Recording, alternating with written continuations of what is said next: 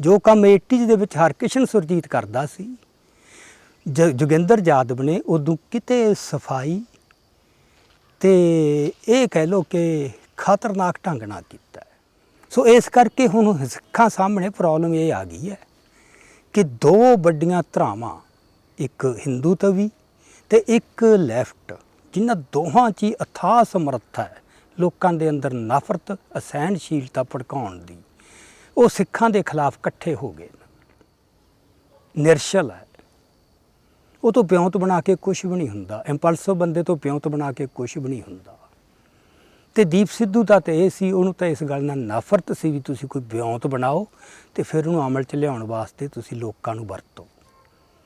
ਉਹ ਕਹਿੰਦਾ ਸੀ ਅਨਐਥੀਕਲ ਹੈ, ਇਹ ਹਿਊਮਨਿਸਟ ਨਹੀਂ। ਲੱਖੇ ਕੋਲ ਧੜੱਲਾ ਬਹੁਤ ਹੈ ਤੇ ਪ੍ਰੈਕਟੀਕਲ ਵਿਜ਼ਡਮ ਹੈਗੀ ਹੈ। ਗੁਰੂ ਦੀ ਬੜੀ ਮਿਹਰ ਹੋਈ ਹੈ, ਗੁਰੂ ਦੇ ਬਹੁਤ ਨੇੜੇ ਹੋਇਆ, ਜਿਹੜਾ ਜਜ਼ਬਾ ਪ੍ਰਗਟ ਹੋਇਆ। ਹੁਣ ਇਹ ਦੋਨੋਂ ਬੰਦੇ ਜਿਹੜੇ ਨਾਇਕ ਦੇ ਇੱਕ ਲੱਛਣ ਦਿਖਾ ਰਹੇ ਨੇ, ਜਾਂ ਉੱਭਰ ਕੇ ਨਾਇਕ ਨਾ ਕਹੀਏ, ਪਾਪੂਲੈਰਿਟੀ ਜਿੰਨੀ ਹੋਈ ਹੈ, ਉਹ ਦੋਨੇ ਸਿੱਖੀ ਸਰੂਪ ਵਾਲੇ ਨਹੀਂ। ਸੋ ਇਹਨਾਂ ਗੱਲਾਂ 'ਚ ਵੀ ਮਤਲਬ ਵੀ ਇਹ ਕੋਈ ਹੋਰ ਗੱਲ ਵਾਪਰ ਰਹੀ ਹੈ ਕਿਤੇ। ਗੁਰੂ ਦੀ ਜਿਹੜੀ ਹੈਗੀ ਨਾ ਯਾਦ, ਉਹ ਮੁੜ ਕੇ ਵੱਲ ਲੋਕਾਂ ਦੇ ਮਨਾਂ 'ਚ ਪੈਦਾ ਹੋ ਰਹੀ ਹੋਣਗੇ। ਪਤਾ ਨਹੀਂ ਅਗਲੇ ਕੌਣ ਬੰਦੇ ਨੇ ਜਿਹੜੇ ਜੇਲ੍ਹਾਂ 'ਚ ਜਾਣਗੇ, ਜਿਨ੍ਹਾਂ 'ਤੇ ਜ਼ਬਰ ਹੋਊਗਾ। ਉਹ ਕੋਈ ਵੀ ਅਜੇ ਘੇਰਾ ਉਹਦਾ ਵਧਣਾ ਹੈ, ਪਰ ਸਿੱਖਾਂ ਨੂੰ ਤਿਆਰ ਰਹਿਣਾ ਚਾਹੀਦਾ ਹੈ। ਕੋਈ ਗੱਲ ਨਹੀਂ, ਇਹ ਪਹਿਲਾ ਮੌਕਾ ਨਹੀਂ। ਸਬਰ ਰੱਖੋ, ਸਿਦਕ। ਹਰਿੰਦਰ ਸਿੰਘ ਮਹਿਬੂਬ ਨੇ ਕਿਹਾ ਕਿ ਸਿਦਕ ਦੇ ਰਾਹ ਆਬਾਦ ਰਹਿਣੇ ਚਾਹੀਦੇ ਨੇ। ਜੇ ਸਿਦਕ ਦੇ ਰਾਹ ਆਬਾਦਨ, ਫਿਰ ਮਿੱਟੀ ਦੇ ਕਣਾਂ 'ਚੋਂ ਵੀ ਖਾਲਸਾ ਪ੍ਰਗਟ ਹੋ ਜੂ। 26 ਜਨਵਰੀ ਨੂੰ ਦਿੱਲੀ ਅੰਦਰ ਜੋ ਘਟਨਾਵਾਂ ਵਾਪਰੀਆਂ ਅਤੇ ਉਸ ਤੋਂ ਬਾਅਦ ਜਿਸ ਕਿਸਮ ਦੀਆਂ ਨਾਟਕੀ ਘਟਨਾਵਾਂ ਤੇ ਉਹਨਾਂ ਦੀ ਲੜੀ ਵਾਪਰੀ ਹੈ ਤੇ ਅਜੇ ਵਾਪਰ ਰਹੀ ਹੈ, ਜਿਹੜੀ ਅਜੇ ਕਿਸੇ ਵੀ ਅੰਤਮ ਪੜਾਅ 'ਤੇ ਜਾਂ ਨਤੀਜੇ 'ਤੇ ਜਾਂ ਟੀਚੇ 'ਤੇ ਨਹੀਂ ਪਹੁੰਚੀ, ਅਜੇ ਉਹ ਜਾਰੀ ਹੈ। ਤੇ ਅਜੇ ਭਵਿੱਖ ਅੰਦਰ ਅੰਦਾਜ਼ੇ ਲਾਏ ਜਾ ਸਕਦੇ ਨੇ ਕੀ ਕੁਛ ਹੋਣ ਵਾਲਾ ਹੈ। ਸੋ ਇਹ ਸਾਰੇ ਘਟਨਾਕ੍ਰਮ ਦੀ ਕੀ ਵਿਆਖਿਆ ਬਣਦੀ ਹੈ, ਅੱਜ ਦੀ ਜਿਹੜੀ ਗੱਲਬਾਤ ਹੈ ਉਹਦੇ 'ਚ ਆਪਾਂ ਮੁੱਖ ਤੌਰ 'ਤੇ ਇਸੇ ਬਾਰੇ ਗੱਲ ਕਰਾਂਗੇ। ਇਹ ਜੋ ਸਾਰਾ ਘਟਨਾਕ੍ਰਮ ਜੋ 26 ਨੂੰ ਵਾਪਰਿਆ ਤੇ ਉਸ ਤੋਂ ਬਾਅਦ ਜੋ ਵਾਪਰ ਰਿਹਾ ਹੈ, ਜੋ ਅੱਗੇ ਵੀ ਵਾਪਰਨਾ ਹੈ, ਉਹਦੇ ਦੋ ਵਿਸ਼ੇਸ਼ਤਾਈਆਂ। ਇੱਕ ਤਾਂ ਉਹ ਅਕਾਰਨ ਨਹੀਂ, ਉਹਦੇ ਨਿਸ਼ਚਿਤ ਕਾਰਨ। ਦੂਜਾ ਬਿਲਕੁਲ ਵੀ ਅਚਾਨਕ ਕੁਛ ਨਹੀਂ, ਇੱਕ ਲੰਮੇ ਚਿਰ ਤੋਂ ਘੜੀ ਤੇ ਅਮਲ ਵਿੱਚ ਲਿਆਂਦੀ ਜਾ ਰਹੀ ਨੀਤੀ ਦੇ ਵਿੱਚ ਉਹ ਵਿੱਚ ਹੀ ਫਿੱਟ ਹੁੰਦਾ ਹੈ। ਹਾਂ, ਉਹਦੇ 'ਚ ਉਤਰਾਅ ਚੜਾਅ ਜ਼ਰੂਰ ਆਉਂਦੇ ਨੇ ਅਤੇ ਕੁਛ ਰੱਦੋ ਬਦਲ ਵੀ ਹੁੰਦੀ ਹੈ, ਜਿਹਨੂੰ ਅਸੀਂ ਕਹਿੰਦੇ ਹਾਂ ਟੈਕਟੀਕਲ ਐਡਜਸਟਮੈਂਟਸ। ਸਿਚੁਏਸ਼ਨ ਮੁਤਾਬਕ ਉਹਦੇ ਵਿੱਚ ਕੁਛ ਅਦਲਾ ਬਦਲੀਆਂ ਕੀਤੀਆਂ ਜਾਂਦੀਆਂ ਨੇ। ਸੋ ਇਹਨੂੰ ਇਸ ਤਰ੍ਹਾਂ ਦੇਖਣਾ ਚਾਹੀਦਾ ਹੈ। ਅਤੇ ਉਹਦੇ 'ਚ ਆਪਾਂ ਸ਼ੁਰੂ ਕਰਦੇ ਹਾਂ ਇੱਥੋਂ ਕਿ ਜਦੋਂ ਦੀ BJP ਸੱਤਾ ਦੇ ਵਿੱਚ ਆਈ ਹੈ, ਮੋਦੀ ਦੀ ਸਰਕਾਰ 2014 ਤੋਂ, ਉਦੋਂ ਉਹਦੇ ਸਾਹਮਣੇ ਪੋਲੀਟੀਕਲ ਏਜੰਡਾ ਕੀ ਸੀ, ਇਹਦੇ ਬਾਰੇ ਆਪਾਂ ਬਹੁਤੀ ਗੱਲ ਨਹੀਂ ਕਰਨੀ। ਇਹ ਇੰਨੀ ਆਮ ਹੈ ਜਿਹੜੀ ਹਰ ਕਿਸੇ ਨੂੰ ਹੀ ਪਤਾ ਹੈ। ਪਰ ਅੱਜ ਜੋ ਘਟਨਾਕ੍ਰਮ ਵਾਪਰ ਰਿਹਾ ਉਹਦੇ ਨਾਲ ਜਿੰਨਾ ਕੁ ਉਹਦਾ ਸੰਬੰਧ ਜੁੜਦਾ, ਆਪਾਂ ਉਨੀ ਕੀ ਗੱਲ ਕਰਾਂਗੇ। ਉਹਦੇ 'ਚ ਇਹ ਹੈ ਕਿ ਉਸ ਏਜੰਡੇ ਦੇ ਵਿੱਚ ਇਹਨਾਂ ਨੇ ਕੁਛ ਦੁਸ਼ਮਣ ਟਿੱਕੇ ਸੀ, ਦੁਸ਼ਮਣ ਤਾਕਤਾਂ, ਅਤੇ ਉਹਨਾਂ ਨਾਲ ਨਜਿੱਠਣ ਦੇ ਕਾਰਜ ਮਿੱਥੇ ਸੀ। ਉਹਦੇ ਵਿੱਚ ਸਭ ਤੋਂ ਪਹਿਲੀ ਗੱਲ ਤਾਂ ਇਹ ਸੀ ਕਿ ਜਿਹੜੀਆਂ ਮੁਸਲਿਮ ਵਰਗ ਹੈ, ਉਸ ਦੇ ਉੱਤੇ ਮੁੱਖ ਅਟੈਕ ਰੱਖਣਾ ਹੈ। ਆਮ ਤੌਰ 'ਤੇ ਧਾਰਨਾ ਜਿਹੜੀ ਵਾਰ-ਵਾਰ ਕਹੀ ਜਾਂਦੀ ਹੈ ਕਿ ਇਹ ਦੇਸ਼ ਦੀਆਂ ਘੱਟ ਗਿਣਤੀਆਂ ਪ੍ਰਤੀ ਇਹ ਹਮਲਾਵਰ ਹੈ ਅਤੇ ਉਹਨਾਂ ਪ੍ਰਤੀ ਇੱਕ ਨਫ਼ਰਤ ਲੈ ਕੇ ਚੱਲਦੇ ਹੈ। ਇਹ ਗੱਲ ਜਨਰਲੀ ਟਰੂ ਹੈ, ਸੱਚੀ ਹੈ। ਪਰ ਜਦੋਂ ਇਹ ਲਾਗੂ ਹੁੰਦੀ ਹੈ, ਇਹ ਬਿਲਕੁਲ ਇਨ ਬਿਨ ਇੱਕੋ ਜਿਹੀ ਤਰ੍ਹਾਂ ਨਹੀਂ ਲਾਗੂ ਹੁੰਦੀ ਕਿ ਸਾਰੀਆਂ ਹੀ ਘੱਟ ਗਿਣਤੀਆਂ ਪ੍ਰਤੀ ਇੱਕੋ ਜਿਹੀ ਸ਼ਿੱਦਤ ਨਾਲ ਜਾਂ ਇੱਕੋ ਤਿੱਖਾ ਹਮਲਾ ਹੋਏਗਾ। ਸੋ ਜੋ ਕੁਛ ਹੁਣ ਤੱਕ ਸਾਹਮਣੇ ਆਇਆ, ਜੋ ਨੀਤੀ ਉਹ ਅਮਲ 'ਚ ਆਈ ਹੈ, ਉਹਦੇ 'ਚ ਆਪਾਂ ਇਹ ਪ੍ਰਤੱਖ ਦੇਖ ਸਕਦੇ ਹਾਂ ਕਿ ਹਮਲੇ ਦੀ ਮੁੱਖ ਧਾਰ ਮੁਸਲਿਮ ਵਰਗ ਵੱਲ ਸੇਧਤ ਹੈ। ਜਿਹੜਾ ਈਸਾਈ ਨੇ 2014 ਤੋਂ ਬਾਅਦ ਜਦੋਂ ਇਹ ਸੱਤਾ 'ਚ ਨਹੀਂ ਆਏ ਸੀ, ਕਬੈਲੀ ਖੇਤਰਾਂ 'ਚ ਇਹਨਾਂ ਦਾ ਰੁਖ ਬਹੁਤ ਹੀ ਹਮਲਾਵਰ ਸੀ। ਜਦੋਂ ਉਹ ਪਾਦਰੀ ਸਟੇਨ ਅਤੇ ਉਹਦੇ ਬੱਚੇ ਸਾੜੇ ਗਏ ਨੇ, ਪਰ ਸੱਤਾ 'ਚ ਆਉਣ ਤੋਂ ਬਾਅਦ ਇਹਨਾਂ ਨੇ ਆਪਦਾ ਇੱਕਦਮ ਰੁਖ ਬਦਲਿਆ। ਉਹਦੇ ਵਿੱਚ ਬੜੀ ਵੱਡੀ ਟੈਕਟੀਕਲ ਚੇਂਜ ਕੀਤੀ ਹੈ। ਉਹਨਾਂ ਨੂੰ ਆਪਦੇ ਫੌਰੀ ਏਜੰਡੇ ਦੇ ਵਿੱਚੋਂ ਬਾਹਰ ਕੱਢਤਾ ਇਹਨਾਂ ਨੇ, ਤੇ ਪੰਜਾਬ 'ਚ ਤਾਂ ਸਗੋਂ ਉਲਟਾ ਹੋ ਗਿਆ ਕਿ ਉਹਨਾਂ ਦੀ ਪੁਸ਼ਤ ਪਨਾਹੀ ਕੀਤੀ ਜਾਵੇ। ਉਹ ਕਿਉਂ ਹੈ, ਉਹਦੇ ਪਿੱਛੇ ਕਿਹੜੀ ਥਿੰਕਿੰਗ ਹੈ, ਆਪਾਂ ਬਾਅਦ ਜਾ ਕੇ ਗੱਲ ਕਰਾਂਗੇ। ਸੋ ਇਸ ਹਿਸਾਬ ਨਾਲ ਈਸਾਈ ਵਰਗ ਪਾਸੇ ਕੱਢਤਾ ਹੈ। ਸਿੱਖਾਂ ਪ੍ਰਤੀ ਇਹਦੀ ਜਿਹੜੀ ਨੀਤੀ ਹੈ ਉਹ ਆਮ ਤੌਰ 'ਤੇ ਇਹ ਹੈ ਵੀ ਸਿੱਖਾਂ ਪ੍ਰਤੀ ਇਹ ਇੱਕ ਵਿਤਕਰਾ ਤਾਂ ਚਲੋ ਰੱਖਦੇ ਨੇ, ਈਰਖਾ ਤੇ ਦੁਸ਼ਮਣੀ ਦਾ ਭਾਵ ਲੈ ਕੇ ਚੱਲਦੇ ਨੇ। ਇਹ ਗੱਲ ਆਪਦੇ ਆਪ 'ਚ ਗਲਤ ਨਹੀਂ, ਪਰ ਜਦੋਂ ਇਹ ਅਮਲ 'ਚ ਲਾਗੂ ਹੁੰਦੀ ਹੈ ਉਦੋਂ ਇਹ ਕੁਝ ਭੁਲੇਖਿਆਂ ਨੂੰ ਜਾਂ ਭਰਮਾਂ ਨੂੰ ਵੀ ਜਨਮ ਦੇ ਦਿੰਦੀ ਹੈ। ਸਿੱਖਾਂ ਪ੍ਰਤੀ ਉਹਦੀ ਨੀਤੀ ਦਾ ਜਿਹੜਾ ਪੱਖ ਸਾਹਮਣੇ ਆ ਰਿਹਾ ਹੈ ਉਹ ਇਹ ਹੈ ਕਿ ਇਹਨਾਂ ਦੀ ਜਿਹੜੀ ਲੋੜ ਵੀ ਹੈ ਤੇ ਨੀਤੀ ਵੀ ਹੈ ਵੀ ਸਿੱਖਾਂ ਨੂੰ ਦੂਰ ਨਾ ਧੱਕਿਆ ਜਾਵੇ, ਉਹਨਾਂ ਨੂੰ ਆਪਣੇ ਬਣਾ ਕੇ ਆਪਦੇ ਵਿੱਚ ਜਜ਼ਬ ਕੀਤਾ ਜਾਵੇ। ਮੁਸਲਮਾਨਾਂ ਨੂੰ ਆਪਣੇ ਬਣਾ ਕੇ ਆਪਦੇ ਵਿੱਚ ਜਜ਼ਬ ਕਰਨ ਦੀ ਕੋਈ ਯੋਜਨਾ ਨਹੀਂ, ਕੋਈ ਸੋਚ ਨਹੀਂ। ਸੋ ਉਹਨਾਂ ਨੂੰ ਐਲੀਮੀਨੇਟ ਕਰਨਾ ਕਿ ਉਹਨਾਂ ਨੂੰ ਤਾਂ ਇਸ ਹੱਦ ਤੱਕ ਖਤਮ ਕਰ ਦਿਓ ਤੇ ਡਰਾ ਦਿਓ ਕਿ ਉਹਨਾਂ ਦੀ ਹਸਤੀ ਤਕਰੀਬਨ ਮਿਟ ਜਾਵੇ ਤੇ ਉਹ ਇੱਕ ਮੁਕੰਮਲ ਗੁਲਾਮ ਨਾਗਰਿਕ ਬਣ ਕੇ ਇੱਥੇ ਰਹਿਣਾ ਉਹ ਆਪਣਾ ਪ੍ਰਵਾਨ ਕਰ ਲੈਣ। ਜਿਵੇਂ ਮੁਗਲ ਰਾਜ 'ਚ ਹਿੰਦੂ ਆਗੂਆਂ ਨੇ ਤੇ ਹਿੰਦੂ ਸਮਾਜ ਨੇ ਇੱਕ ਜਨਰਲ ਜੀ ਆਪਦੀ ਪਹੁੰਚ ਅਪਣਾ ਲਈ ਸੀ ਕਿ ਆਪਣੀ ਹੋਂਦ ਬਚਾਉਣ ਵਾਸਤੇ ਹੁਣ ਇਹਦੀ ਮੁਕੰਮਲ ਅਧੀਨਗੀ ਕਬੂਲ ਕਰ ਲਓ। ਸੋ ਉਹਨਾਂ ਨੂੰ ਤਾਂ ਉਹ ਉਸ ਪੈਂਤੜੇ 'ਤੇ ਲਿਆਉਣਾ ਚਾਹੁੰਦੇ ਨੇ। ਸਿੱਖਾਂ ਪ੍ਰਤੀ ਉਹਨਾਂ ਦੀ ਗੱਲ ਐਲੀਮੀਨੇਸ਼ਨ ਦੀ ਨਹੀਂ, ਜਿਹੜੀ ਮੇਜਰ ਉਹਦੇ 'ਚ ਆਸਪੈਕਟ ਹੈ ਉਹ ਹੈਗੀ ਹੈ ਅਸਿਮੀਲੇਸ਼ਨ, ਜਿਹਨੂੰ ਅਸੀਂ ਕਹਿੰਦੇ ਹਾਂ। ਬੜੀ ਸਪੈਸੀਫਿਕ ਟਰਮ ਹੈ ਜਿਹੜੀ ਸਾਰੀ ਦੁਨੀਆ ਨੂੰ ਜਾਣਦੀ ਹੈ ਕਿ ਤੁਸੀਂ ਕਿਸੇ ਦੂਜੇ ਵਰਗ ਨੂੰ ਆਪਣਾ ਕਹਿ ਕੇ ਆਪਦੇ ਵਿੱਚ ਜਜ਼ਬ ਕਰ ਲਓ। ਸੋ ਉਹਦੀ ਕਲਚਰਲ ਹਸਤੀ ਖਤਮ ਕਰ ਦਿਓ, ਜਿਸਮਾਨੀ ਹਸਤੀ ਨਹੀਂ। ਸੋ ਆਮ ਨੀਤੀ ਉਹਦੇ 'ਚ ਇਹ ਹੈ। ਹੁਣ ਉਹਦੇ ਵਿੱਚ ਅੜਿੱਕਾ ਕਿੱਥੇ ਲੱਗ ਰਿਹਾ ਹੈ? ਅੜਿੱਕਾ ਲੱਗ ਰਿਹਾ ਸਿੱਖਾਂ ਦੇ ਉਸ ਵਰਗ ਵੱਲੋਂ ਜਿਹੜਾ ਬਹੁਤ ਜ਼ੋਰ ਨਾਲ ਤੇ ਦ੍ਰਿੜਤਾ ਨਾਲ ਇਹ ਕਹਿ ਰਿਹਾ ਅਸੀਂ ਹਿੰਦੂ ਧਰਮ ਦਾ ਅੰਗ ਨਹੀਂ, ਅਸੀਂ ਇੱਕ ਸੁਤੰਤਰ ਧਰਮ ਹਾਂ, ਜਿਹੜਾ ਆਪਦੇ ਆਪ ਵਿੱਚ ਸੁਤੰਤਰ ਧਰਮ ਹੈ। ਇਸ ਕਰਕੇ ਅਸੀਂ ਇਹ ਜਿਹੜੀ ਅਸਿਮੀਲੇਸ਼ਨ ਦੀ ਨੀਤੀ ਹੈ ਜਾਂ ਜਿਹੜੀ ਯੋਜਨਾ ਹੈ ਜਾਂ ਜਿਹੜੇ ਮਨੋਰਥ ਨੇ ਅਸੀਂ ਉਹ ਪੂਰੇ ਨਹੀਂ ਹੋਣ ਦੇਣੇ। ਤੇ ਉਹ ਬਹੁਤ ਸਰਗਰਮੀ ਨਾਲ ਤੇ ਉੱਚੀ ਤੇ ਦ੍ਰਿੜਤਾ ਨਾਲ ਇਹ ਪੋਜੀਸ਼ਨ ਲੈਂਦੇ ਆ ਰਹੇ ਨੇ, ਜਿਹੜੀ ਇਹਨਾਂ ਦੇ ਸਾਰੇ ਉਸ ਯੋਜਨਾ 'ਚ ਉਸ ਏਜੰਡੇ ਦੇ ਰਾਹ ਵਿੱਚ ਵੱਡੀ ਰੁਕਾਵਟ ਬਣਦੀ ਹੈ। ਪਰ ਹੁਣ ਇਹ ਗੱਲ ਕਹਿ ਕੇ ਉਹਨਾਂ 'ਤੇ ਹਮਲਾ ਕਰਨਾ ਬਹੁਤਾ ਨੰਗਾ ਚਿੱਟਾ ਹੈ। ਉਹਦੇ ਨਾਲ ਵੀ ਅਸਿਮੀਲੇਸ਼ਨ ਦੇ ਪ੍ਰੋਜੈਕਟ ਨੂੰ ਢਾਹ ਲੱਗਦੀ ਹੈ। ਫਿਰ ਸਭ ਤੋਂ ਵਧੀਆ ਗੱਲ ਜਿਹੜੀ ਕਾਂਗਰਸ ਨੇ ਵਾਰ-ਵਾਰ ਪਰ ਅਮਲ 'ਚ ਲਿਆਂਦੀ, ਅਜਮਾਈ ਤੇ ਸਫਲ ਹੋਏ, ਉਹ ਇਹ ਹੈ ਕਿ ਇਹਨਾਂ ਉੱਤੇ ਖਾਲਿਸਤਾਨੀ ਹੋਣ ਦਾ ਦੋਸ਼ ਲਾ ਕੇ ਦੇਸ਼ ਦੀ ਏਕਤਾ ਤੇ ਅਖੰਡਤਾ ਨੂੰ ਖਤਰਾ ਖੜਾ ਹੋਣ ਦੀ ਦੁਹਾਈ ਦੇ ਕੇ ਲੋਕਾਂ ਦੇ ਵਿੱਚ ਜਿਹੜੀਆਂ ਰਾਸ਼ਟਰਵਾਦੀ ਭਾਵਨਾਵਾਂ ਹਨ ਉਹ ਭੜਕਾਈਆਂ ਜਾਣ, ਜਿਹਦੇ 'ਚ ਇਕੱਲੇ ਬੀਜੇਪੀ ਦੇ ਘੇਰੇ ਹੀ ਸਰਗਰਮ ਨਹੀਂ ਹੋਣਗੇ। ਉਹਦੇ ਵਿੱਚ ਜਿਹੜਾ ਵੀ ਨੈਸ਼ਨਲਿਸਟ ਹੈ ਉਹ ਸਾਰਿਆਂ ਨੂੰ, ਭਾਵੇਂ ਉਹ ਸੈਕੂਲਰਿਸਟ ਹੈ, ਭਾਵੇਂ ਉਹ ਲੈਫਟਿਸਟ ਹੈ, ਭਾਵੇਂ ਉਹ ਕੋਈ ਵੀ ਹੈ, ਉਹ ਸਾਰੇ ਇਹਦੇ ਵਿੱਚ ਨਾਲ ਲਏ ਜਾ ਸਕਦੇ ਨੇ। ਸੋ ਇਹ ਰਣਨੀਤੀ ਉਹਨਾਂ ਦੀ ਹੈ ਕਿ ਓਸਟੈਂਸ਼ਿਵਲੀ, ਜਿਹਨੂੰ ਉਹਨੇ ਕਹਿੰਦੇ ਆਪਾਂ, ਦੇਖਣ 'ਚ ਕਹੋ ਕਿ ਅਸੀਂ ਖਾਲਿਸਤਾਨੀ ਜਿਹੜੇ ਹੈਗੇ ਤੱਤ, ਅਸੀਂ ਉਹਨਾਂ 'ਤੇ ਹਮਲਾ ਕਰਦੇ ਹਾਂ, ਸਿੱਖਾਂ 'ਤੇ ਨਹੀਂ। ਸੋ ਉਹਨਾਂ ਨੂੰ ਸਿੱਖਾਂ ਦੀ ਕੈਟੇਗਰੀ 'ਚੋਂ ਬਾਹਰ ਕੱਢ ਲੈਣਾ ਤੇ ਇਸ ਤਰ੍ਹਾਂ ਪ੍ਰਚਾਰ ਕਰਨਾ ਕਿ ਖੁਦ ਸਿੱਖਾਂ ਦੇ ਕੁਛ ਹਿੱਸੇ ਇਹਨੂੰ ਠੀਕ ਸਮਝਣ ਲੱਗ ਜਾਂਦੇ ਆ ਕਿ ਸਿੱਖਾਂ ਪ੍ਰਤੀ ਤਾਂ ਉਹਨਾਂ ਦਾ ਬਹੁਤ ਦੋਸਤਾਨਾ ਵਤੀਰਾ। ਇਹ ਤਾਂ ਜਿਹੜੇ ਬੰਦੇ ਦੇਸ਼ ਦਾ ਨੁਕਸਾਨ ਕਰਨਾ ਚਾਹੁੰਦੇ ਨੇ, ਦੇਸ਼ ਨੂੰ ਤੋੜਨਾ ਚਾਹੁੰਦੇ ਨੇ, ਇਹ ਤਾਂ ਉਹਨਾਂ ਦਾ ਹੈ। ਕਿਉਂਕਿ ਜਿਹੜਾ ਆਮ ਸ਼ਹਿਰੀ ਹੁੰਦਾ ਉਹਦੇ 'ਚ ਸਮਰੱਥਾ ਨਹੀਂ ਹੁੰਦੀ ਕਿ ਜੋ ਵਾਪਰ ਰਿਹਾ, ਜੋ ਵਿਜ਼ੀਬਲ ਹੈ, ਉਹਦੇ ਪਿੱਛੇ ਜੋ ਹੈ, ਜੋ ਇਨਵਿਜ਼ੀਬਲ ਹੈ, ਉਹਨਾਂ ਨੂੰ ਉਹਦਾ ਪਤਾ ਨਹੀਂ ਲੱਗਦਾ। ਉਹਨਾਂ ਨੂੰ ਸਿਰਫ ਸਥੂਲ ਦਾ ਪਤਾ ਲੱਗਦਾ ਹੈ, ਜਿਹੜਾ ਨੰਗੀ ਅੱਖ ਨੂੰ ਦੀਂਦਾ ਹੈ, ਜਿਹੜਾ ਸੂਖਮ ਹੈ ਤੇ ਜਿਹਦੇ ਵਾਸਤੇ ਦ੍ਰਿਸ਼ਟੀ ਸੂਖਮ ਚਾਹੀਦੀ ਹੈ, ਉਹ ਉਹਨਾਂ ਨੂੰ ਨਹੀਂ ਦਿੰਦਾ। ਤੇ ਇਸ ਦਾ ਹਰ ਹਾਕਮ ਹਰ ਦੇਸ਼ ਦੇ ਵਿੱਚ ਹੀ ਤੇ ਹਰ ਯੁੱਗ ਦੇ ਵਿੱਚ ਹੀ ਫਾਇਦਾ ਉਠਾਉਂਦਾ ਹੈ, ਲੋਕਾਂ ਦੀ ਇਸ ਲਿਮੀਟੇਸ਼ਨ ਕਹਿ ਲਓ ਜਾਂ ਕਮਜ਼ੋਰੀ ਕਹਿ ਲਓ। ਸੋ ਇਹ ਜਿਹੜਾ ਘੱਟ ਗਿਣਤੀਆਂ ਪ੍ਰਤੀ ਹੈ ਉਹ ਬਰੀਫ ਦੇ ਵਿੱਚ ਇਹ ਹੈ ਕਿ ਮੁੱਖ ਹਮਲਾ ਮੁਸਲਮਾਨਾਂ ਤੇ ਜਿਹੜਾ ਸਿੱਖਾਂ ਦੇ ਵਿੱਚੋਂ ਸਿਰਫ ਇੱਕ ਤੱਤ ਨੂੰ ਨਿਖੇੜ ਕੇ ਜਿਹੜਾ ਉਹਨਾਂ ਵਾਸਤੇ ਸਮੱਸਿਆ ਬਣਦਾ ਅਸਿਮੀਲੇਸ਼ਨ ਦੇ ਪ੍ਰੋਜੈਕਟ ਦੀ, ਦੇਸ਼ ਲਈ ਨਹੀਂ ਅਜੇ ਕੋਈ ਏਡੀ 80s ਦੇ ਵਿੱਚ ਤਾਂ ਕਹਿ ਸਕਦੇ ਹਾਂ, 90s ਦੇ ਵਿੱਚ ਹੁਣ ਸਭ ਨੂੰ ਪਤਾ ਹੈ, ਨਾ ਕੋਈ ਹਥਿਆਰ ਚਲਾ ਰਿਹਾ, ਨਾ ਕੋਈ ਹਿੰਸਕ ਕਾਰਵਾਈਆਂ ਕਰ ਰਿਹਾ, ਕੋਈ ਜਿਹਨੂੰ ਪ੍ਰਵਾਨਗੀ ਹੋਵੇ ਵੱਡੇ ਹਿੱਸੇ 'ਚ ਸਿੱਖਾਂ ਦੇ 'ਚ ਅਜਿਹਾ ਕੁਛ ਵੀ ਨਹੀਂ ਵਾਪਰ ਰਿਹਾ। ਤੇ ਕਿਸੇ ਵੀ ਧਿਰ ਦਾ ਜਿਹੜੀ ਥੋੜ੍ਹੀ ਜਿਹੀ ਸੋਚਵਾਨ ਤੇ ਰਿਸਪੌਂਸੀਬਲ ਹੈ, ਇਹ ਕਿਤੇ ਏਜੰਡੇ ਤੇ ਵੀ ਨਹੀਂ, ਸਾਰੇ ਸਿੱਖ ਚੁੱਕੇ ਨੇ, ਦੇਖ ਚੁੱਕੇ ਨੇ, ਸਿਆਣੇ ਹੋ ਚੁੱਕੇ ਨੇ, ਸਮਝਦਾਰ ਬਣੇ ਹੋਏ ਨੇ। ਉਹਨਾਂ ਨੂੰ ਪਤਾ ਹੈ ਕਿ ਅਸੀਂ ਉਸ ਤਰ੍ਹਾਂ ਲੜਾਈ ਨਹੀਂ ਲੜਨੀ, ਅਸੀਂ ਲੜਾਈ ਹੁਣ ਵਿਚਾਰਾਂ ਦੀ ਪੱਧਰ ਤੇ ਉਸੇ ਤਰ੍ਹਾਂ ਲੜਨੀ ਹੈ। ਪਰ ਇਹਦੇ ਬਾਵਜੂਦ ਉਹਨਾਂ ਵਾਸਤੇ ਵਿਚਾਰ ਹਥਿਆਰਾਂ ਨਾਲੋਂ ਵੀ ਵੱਧ ਖਤਰਨਾਕ ਹੈ।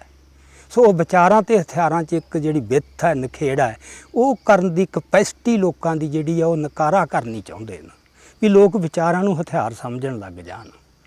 ਅਸਿਮੀਲੇਸ਼ਨ ਤੋਂ ਜਵਾਬ ਦੇਣ ਵਾਲੀ ਧਿਰ ਨੂੰ ਉਹ ਵੱਖਵਾਦੀ ਕਹਿ ਦੇਣ ਤੇ ਫਿਰ ਇਹਨਾਂ ਤੇ ਹਮਲਾ ਕਰਨਾ ਬੜਾ ਸੌਖਾ। ਇਹ ਪਾਲਿਸੀ ਬੜੀ ਸੂਖਮਤਾ ਦੀ ਪੱਧਰ ਤੇ ਉਹਨਾਂ ਨੇ ਤਿਆਰ ਕੀਤੀ ਗਈ ਹੈ ਤੇ ਬੜੀ ਕਾਰਗਰ ਹੋ ਰਹੀ ਹੈ, ਜਿੰਨਾ ਕਿ ਅਸੀਂ ਦੇਖ ਰਹੇ ਹਾਂ ਸਿੱਖ ਸਮਾਜ ਦੇ ਅੰਦਰ ਵੀ। ਚਲ ਬਾਹਰ ਤਾਂ ਹੋਣੀ ਹੈ। ਸੋ ਇਹ ਤਾਂ ਹੋ ਗਿਆ ਧਾਰਮਿਕ ਘੱਟ ਗਿਣਤੀਆਂ ਪ੍ਰਤੀ ਵੀ ਉਹਨਾਂ ਦਾ ਜਿਹੜਾ ਮੁੱਖ ਅਟੈਕ ਹੈ ਉਹ ਇਹ ਹੈ। ਦੂਜੇ ਜਿਹੜੇ ਮੁੱਖ ਦੁਸ਼ਮਣ ਉਹਨਾਂ ਨੇ ਟਿੱਕੇ 2014 'ਚ ਤੇ ਜਿਹਦਾ ਅੱਜ ਤੱਕ ਉਹ ਅਮਲ ਵੀ ਸਾਹਮਣੇ ਆਇਆ, ਉਹ ਹੈਗੇ ਕਮਿਊਨਿਸਟ ਤੇ ਸੈਕੂਲਰਿਸਟ।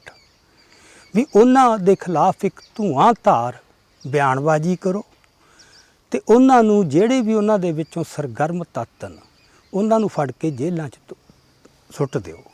ਜਿਹਨੂੰ ਉਹ ਫਿਰ ਅਰਬਨ ਨਕਸਲ, ਉਹਨਾਂ ਨੂੰ ਪਤਾ ਹੈ ਵੀ ਉਹ ਹਥਿਆਰ ਵਾਲੇ ਨਹੀਂ, ਨਾ ਉਹਨਾਂ ਨੇ ਹਥਿਆਰ ਚੁੱਕੇ ਨੇ, ਉਹ ਬੰਦੇ ਉਹਨਾਂ ਕੋਲ ਦਿਮਾਗੀ ਹਥਿਆਰ ਹੈ, ਉਹਨਾਂ ਕੋਲ ਆਈਡੀਆ ਹੈ ਇੱਕ। ਉਹ ਆਈਡੀਆ ਇਹਨਾਂ ਨੂੰ ਵੱਧ ਖਤਰਨਾਕ ਲੱਗਦਾ। ਇਸ ਕਰਕੇ ਉਹਦੀ ਇੱਕ ਨਵੀਂ ਟਰਮ ਕੱਢ ਲਈ, ਅਰਬਨ ਨਕਸਲ। ਉਹ ਇਹ ਬੀਜੇਪੀ ਨੇ ਨਹੀਂ ਘੜੀ, ਇਹ ਕਾਂਗਰਸ ਨੇ ਘੜੀ ਹੈ। ਤੇ ਸਾਰੀ ਯੋਜਨਾ ਉਹਨਾਂ ਤੇ ਅਟੈਕ ਕਰਨ ਦੀ ਕਾਂਗਰਸ ਦੀ ਤਿਆਰ ਕੀਤੀ ਸੀ। ਮੋਦੀ ਇਹ ਬੜੀ ਠੀਕ ਗੱਲ ਕਹਿ ਰਿਹਾ ਹੈ ਕਿ ਅਸੀਂ ਜੋ ਕਰ ਰਹੇ ਹਾਂ, ਅਸੀਂ ਕਾਂਗਰਸ ਦੀ ਪਾਲਿਸੀ ਲਾਗੂ ਕਰ ਰਹੇ ਹਾਂ। ਫਰਕ ਇੰਨਾ ਕਿ ਉਹ ਪਾਲਿਸੀ ਉਹਨਾਂ ਨੇ ਬਣਾ ਲਈ ਸੀ, ਲਾਗੂ ਕਰਨ ਦੀ ਜ਼ਰੂਰਤ ਨਹੀਂ ਸੀ। ਸਾਡੇ ਕੋਲ ਦੋਵੇਂ ਚੀਜ਼ਾਂ ਹੈ, ਸਾਡੇ ਕੋਲ ਜ਼ਰੂਰਤ ਵਾਧੂ ਹੈ। ਸੋ ਇਹਨੂੰ ਇਸ ਤਰ੍ਹਾਂ ਦੇਖਣਾ ਚਾਹੀਦਾ ਕਿ ਉਹ ਦੂਜਾ ਜਿਹੜਾ ਉਹਨਾਂ ਦਾ 2 ਨੰਬਰ 'ਤੇ ਦੁਸ਼ਮਣ ਹੈ ਮੁਸਲਮਾਨਾਂ ਤੋਂ ਬਾਅਦ, ਉਹ ਲੈਫਟ ਹੈ। JNU 'ਚ ਜੋ ਕੁਛ ਹੋਇਆ ਉਹ ਉਹਦੀ ਬਹੁਤ ਹੀ ਜ਼ਾਹਰਾ ਤੇ ਪ੍ਰਤੱਖ ਉਦਾਹਰਨ ਹੈ। ਸੋ ਦੂਜਾ ਉਹਨਾਂ ਨੇ ਕਿੰਨੇ ਬਜ਼ੁਰਗ ਬੰਦੇ ਜਿਨ੍ਹਾਂ ਨੇ ਕਦੇ ਵੀ ਜ਼ਿੰਦਗੀ 'ਚ ਨਾ ਹਥਿਆਰ ਚੁੱਕਣੇ, ਨਾ ਉਹ ਚੁੱਕਣ ਜੋਗੇ, ਨਾ ਉਹਨਾਂ ਦੀ ਕਿਸੇ ਯੋਜਨਾ ਵਿੱਚ ਹੀ ਹੈ। ਉਹ ਬੰਦੇ ਫੜ ਕੇ ਜਿਸ ਬੇਰਹਿਮੀ ਨਾਲ ਜਿਵੇਂ ਅਦਾਲਤਾਂ ਦਾ ਰਵੱਈਆ ਸਾਹਮਣੇ ਆਇਆ ਹੈ, ਉਸ ਤੋਂ ਇਹ ਹੁੰਦਾ ਵੀ ਉਹਨਾਂ ਦੇ ਜਿਹੜੇ ਲੈਫਟ ਪ੍ਰਤੀ ਜਿਹੜੀ ਪਹਿਲੀ ਪਾਲਿਸੀ ਚੱਲੀ ਕਾਂਗਰਸ ਵੇਲੇ ਕਿ ਸੈਕੂਲਰਿਸਟ ਜਿਹੜੇ ਨੇ ਤੇ ਲੈਫਟਿਸਟ ਹੈ ਉਹਨਾਂ ਨੂੰ ਸਰਕਾਰੀ ਸਰਪ੍ਰਸਤੀ ਦਿਓ ਤੇ ਉਹਨਾਂ ਵਿੱਚੋਂ ਜਿਹੜਾ ਸਿਰਫ ਦੂਜਾ ਇੱਕ ਸੈਕਸ਼ਨ ਹੈ ਜਿਹਨੂੰ ਉਹ ਰੈਡੀਕਲ ਕਹਿੰਦੇ ਨੇ, ਉਹਦੇ ਤੇ ਬਸ ਹਮਲਾ ਕਰੋ ਜਿਹੜੇ ਹਥਿਆਰਬੰਦ ਲੜਾਈ ਲੜ ਰਹੇ ਨੇ। ਸੋ ਉਹਨਾਂ ਪ੍ਰਤੀ ਕਾਂਗਰਸ ਦੀ ਪਾਲਿਸੀ ਤਾਂ ਇਹ ਸੀ ਕਿ ਉਹਨੂੰ ਨੈਰੋ ਕਰੋ ਅਟੈਕ ਨੂੰ। ਬੀਜੇਪੀ ਦੀ ਸੀ ਵੀ ਨਹੀਂ, ਇਹਨੂੰ ਨੈਰੋ ਨਹੀਂ ਬੜਾ ਕਰਨਾ ਆਉਂਦਾ। ਇਹ ਸੋਚਦੇ ਤਾਂ ਇਹ ਨੈਰੋ ਦੀ, ਸਿੱਖਾਂ ਦੇ ਮਾਮਲੇ 'ਚ ਵੀ ਐਂ ਹੁੰਦਾ ਹੈ, ਉਹ ਪਤਾ ਹੀ ਨਹੀਂ ਕਦੋਂ ਉਹ ਨੈਰੋ ਤੋਂ ਬਰੋਡਰ ਹੋ ਜਾਂਦਾ ਹੈ। ਸੋ ਇਸ ਕਰਕੇ ਇਹਨਾਂ ਨੇ ਲੈਫਟ ਪ੍ਰਤੀ ਹੁਣ ਇਹ ਸੀ ਕਿ ਉਹਨਾਂ ਨੂੰ ਅਸੀਂ ਐਲੀਮੀਨੇਟ ਕਰਨਾ ਹੈ, ਖਤਮ ਕਰਨਾ ਹੈ, ਟੈਰਰਾਈਜ਼ ਕਰਨਾ ਹੈ। ਇਹ 2 ਐਲੀਮੈਂਟ ਜਿਹੜੇ ਨੇ ਤੇ ਬਾਕੀ ਸਮਾਜ 'ਚ ਜੋ ਵੀ ਡਾਈਸੈਂਟ ਹੈ ਉਹਦੇ ਮਨ 'ਚ ਖੌਫ ਪੈਦਾ ਕਰਨਾ, ਇਹ ਉਹਨਾਂ ਦੇ ਮੇਨ ਐਲੀਮੈਂਟ ਸੀ। ਹੁਣ ਹੋਇਆ ਕੀ, ਇਹ ਕਰਦੇ 17 ਤੋਂ ਬਾਅਦ 18, 19, 20 'ਚ ਆ ਕੇ, 20 ਦੇ ਵੀ ਅਖੀਰ ਜੇ 'ਚ ਆ ਕੇ, ਖਾਸ ਕਰਕੇ ਜਦੋਂ ਕਿਸਾਨ ਅੰਦੋਲਨ ਨੇ ਇੱਕ ਬਹੁਤ ਵੱਡਾ ਵੇਗ ਅਖਤਿਆਰ ਕਰ ਲਿਆ, ਉਹਦੇ ਚੱਲਦਿਆਂ ਇੱਕ ਏਡੀ ਇਹਨਾਂ ਨੇ ਫੁਰਤੀ ਨਾਲ, ਜਿਵੇਂ ਅਸੀਂ ਵੀ ਦੰਗ ਰਹਿ ਗਏ ਜਿਹੜੇ ਆਪਦੇ ਆਪ ਨੂੰ ਬਹੁਤ ਸਮਰੱਥ ਸਮਝਦੇ ਸੀ, ਇੰਨੀ ਫੁਰਤੀ ਨਾਲ ਰੀਐਡਜਸਟਮੈਂਟ ਕੀਤੀ ਉਹਦੇ 'ਚ ਕਿ ਲੈਫਟ ਨੂੰ ਇੱਕੋ ਦਿਨ 'ਚ ਹੀ ਆਪਦੇ ਹਮਲੇ 'ਤੇ ਜਾਂ ਦੁਸ਼ਮਣਾਂ 'ਚੋਂ ਪਾਸੇ ਕੱਢਤਾ।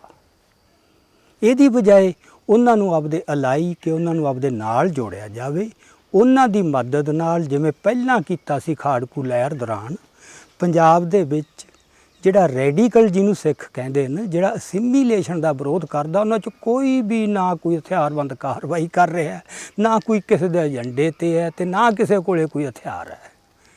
ਸੋ ਉਹ ਫਿਰ ਉਹਨਾਂ ਨੂੰ ਵੀ ਇਹਨਾਂ ਨੂੰ ਉਸ ਦੇ ਵਿੱਚ ਆਪਦੇ ਭਾਈਵਾਲ ਬਣਾ ਕੇ ਇਹ ਇੱਕ ਹਮਲਾ ਕੀਤਾ ਜਾਵੇ, ਇਹਨਾਂ ਨੂੰ ਨਾਲ ਲੈ ਕੇ ਚੱਲਿਆ ਜਾਵੇ। ਇਹ ਚੱਲਦੇ ਅੰਦੋਲਨ ਦੌਰਾਨ ਹੋਇਆ ਜਾ ਕੇ, ਉਹ ਵੀ ਜਦੋਂ ਜਾ ਕੇ ਦਿੱਲੀ ਬਹਿ ਗਈ ਤੇ ਉਦੋਂ ਵੀ ਇੱਕਦਮ ਨਹੀਂ ਹੋਇਆ। ਜਦੋਂ 10 ਦਸੰਬਰ ਨੂੰ ਟਿੱਕਰੀ ਬਾਰਡਰ ਤੇ ਹਿਊਮਨ ਰਾਈਟਸ ਡੇ ਤੇ ਇਹਨਾਂ ਨੇ ਇਸ਼ਤਿਹਾਰ ਲਾਏ ਕੁਝ ਲੈਫਟ ਨੇ ਕਿ ਜਿਹੜੇ ਆਂਧਰਾ ਦੇ ਬੰਦੇ ਜਾਂ ਮਹਾਰਾਸ਼ਟਰ ਦੇ ਬੰਦੇ ਜਾਂ ਜਿਹੜੇ ਹੋਰ ਉਸ ਬੰਦੇ ਫੜੇ ਨੇ, ਉਹ ਪੂਨੇ ਜਿਹੜੇ ਕੇਸ 'ਚ ਉਲਝਾਏ ਆ, ਜੇਲ੍ਹਾਂ 'ਚ ਰੱਖੇ ਹੋਏ ਨੇ, ਹੈ ਉਹ ਮੇਨਲੀ ਬੁੱਧੀਜੀਵੀ, ਬੜੇ ਨਾਮਵਰ ਹੈਗੇ ਆ, ਵੱਡੀ ਉਮਰ ਦੇ ਆ, ਉਹਨਾਂ ਦੀ ਰਿਹਾਈ ਦੀ ਮੰਗ ਕੀਤੀ ਸੀ। ਉਦੋਂ ਇਹਨਾਂ ਨੇ ਇੱਕ ਅਟੈਂਪਟ ਕੀਤੀ ਸੀ ਕਿ ਇਹਦੇ ਖਿਲਾਫ ਨਫ਼ਰਤ ਭੜਕਾਈ ਜਾਵੇ ਤੇ ਫਿਰ ਉਹਨਾਂ ਨੂੰ ਟਾਰਗੇਟ ਕੀਤਾ ਜਾਵੇ। ਉਦੋਂ ਅਜੇ ਖਾਲਿਸਤਾਨੀਆਂ ਨੂੰ ਪਾਸੇ ਰੱਖ ਲਿਆ ਸੀ, ਪਰ ਉਹ ਉਹਦੇ 'ਚ ਕਾਮਯਾਬ ਨਹੀਂ ਹੋਏ। ਇਸ ਕਰਕੇ ਨਹੀਂ ਕਿ ਉਹਨਾਂ ਦਾ ਕੋਈ ਬਹੁਤ ਵੱਡਾ ਸਮਾਜ 'ਚ ਆਧਾਰ ਹੈ, ਉਹਦੀ ਮੁੱਖ ਵਜ੍ਹਾ ਇਹ ਸੀ ਕਿ ਜੋ ਉਹ ਸਿੱਖਾਂ ਵੱਲੋਂ ਹਮਾਇਤ ਦੀ ਉਮੀਦ ਕਰਦੇ ਸੀ, ਸਿੱਖਾਂ ਨੇ ਉਹ ਹਮਾਇਤ ਨਹੀਂ ਕੀਤੀ ਉਹਨਾਂ ਦੇ ਉਸ ਏਜੰਡੇ ਦੀ। ਉਹਦੇ ਦੋ ਕਾਰਨ ਹੈ।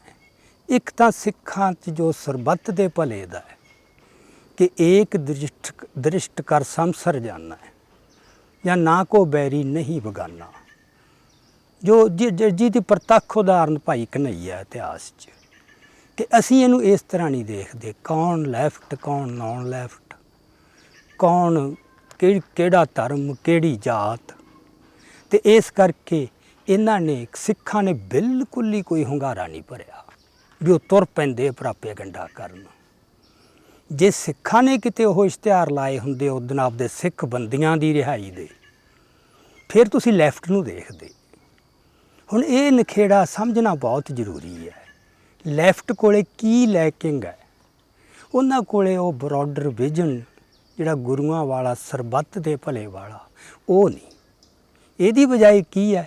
ਇੱਕ ਸੰਕੀਰਨ ਵਿਚਾਰਧਾਰਾ ਹੈ ਜਿਹਦਾ ਉਹਨਾਂ ਨੂੰ ਭਰਮ ਇਹ ਹੈ ਕਿ ਇਹ ਮਨੁੱਖਤਾ ਦੇ ਭਲੇ ਦੀ ਹੈ। ਉਹ ਵਿਚਾਰਧਾਰਾ ਬੜੀ ਪੱਖਪਾਤੀ ਹੈ, ਬੜੀ ਨੈਰੋ ਹੈ। ਉਹ ਸਾਰੇ ਸਮਾਜ ਦਾ ਕਲਿਆਣ, ਜਿੱਥੇ ਵੀ ਤਾਕਤ 'ਚ ਆਏ ਕਮਿਊਨਿਸਟ, ਉੱਥੋਂ ਬੜਾ ਪ੍ਰਤੱਖ ਹੋਇਆ ਵੀ ਉਹ ਕੀ ਹੋਇਆ ਲੋਕਾਂ ਦੇ ਨਾਲ। ਸੋ ਉਸ ਦੇ ਵਿੱਚ ਇਹ ਐਲੀਮੈਂਟ ਪਿਆ ਹੀ ਪਿਆ ਹੈ। ਉਹ ਆਪਦੇ ਫੌਰੀ ਜਿਹੜੇ ਮੌਕੇ ਦੇ ਰਾਜਸੀ ਮਨੋਰਥਨ ਜਾਂ ਸਰੋਕਾਰ ਨੇ, ਬਸ ਉਹਨਾਂ ਨੂੰ ਉਹ ਦੀਂਦੇ ਨੰਨੇ ਹੋਇਆਂ ਨੂੰ। ਅਤੇ ਪੰਜਾਬ 'ਚ ਇਹਦਾ ਇੱਕ ਵੱਖਰਾ ਕਾਰਨ ਹੈ, ਬਹੁਤ ਹੀ ਵੱਖਰਾ। ਇਹ ਜਿਹੜੀ ਪੰਜਾਬ ਦੇ ਕਮਿਊਨਿਸਟ ਨੇ, ਇਹ ਇੱਕ ਡਿਫਰੈਂਟ ਸਪੀਸੀ ਹੈ ਬਾਕੀ ਹਿੰਦੁਸਤਾਨ ਦੇ ਕਮਿਊਨਿਸਟਾਂ ਨਾਲੋਂ। ਇਹ ਪ੍ਰਜਾਤੀ ਵੱਖਰੀ ਹੈ ਕਿਉਂਕਿ ਜਦੋਂ 84 ਦੇ ਵਿੱਚ ਵੀ ਦਰਬਾਰ ਸਾਹਿਬ 'ਤੇ ਹਮਲਾ ਹੋਇਆ, ਉਸ ਵੇਲੇ ਇਹਨਾਂ ਨੇ ਜੋ ਹਮਾਇਤ ਕੀਤੀ ਉਸ ਹਮਲੇ ਦੀ, ਮੈਂ ਇਮੀਡੀਏਟ ਹਮਲੇ ਤੋਂ ਬਾਅਦ ਮੈਂ ਸਾਊਥ 'ਚ ਗਿਆ। ਉੱਥੋਂ ਦੇ ਬੰਦੇ ਯਕੀਨ ਕਰਨ ਨੂੰ ਤਿਆਰ ਸੀ ਵੀ ਨਹੀਂ, ਇਹ ਨਹੀਂ ਹੋ ਸਕਦਾ, ਇਹ ਝੂਠ ਹੈ, ਕਮਿਊਨਿਸਟ ਐਂ ਕਿਵੇਂ ਕਰ ਸਕਦਾ? ਕਮਿਊਨਿਸਟ ਤਾਂ ਸਟੇਟ ਦਾ ਦੁਸ਼ਮਣ ਹੈ। ਕਮਿਊਨਿਸਟ ਸਟੇਟ ਪ੍ਰਤੀ ਕੋਈ ਰਿਆਇਤ ਦਿਲੀ ਜਾਂ ਸਮਝੌਤਾ ਕਰ ਸਕਦਾ ਜਾਂ ਉਹਦੇ ਕਿਸੇ ਜ਼ੁਲਮ ਦੀ ਸਪੋਰਟ ਕਰ ਸਕਦਾ ਹੈ? ਉਹਨਾਂ ਦੇ ਗੱਲ ਮੰਨਣ 'ਚ ਨਹੀਂ ਸੀ ਆਉਂਦੇ, ਉਹਨਾਂ ਨੂੰ ਪਤਾ ਨਹੀਂ ਸੀ।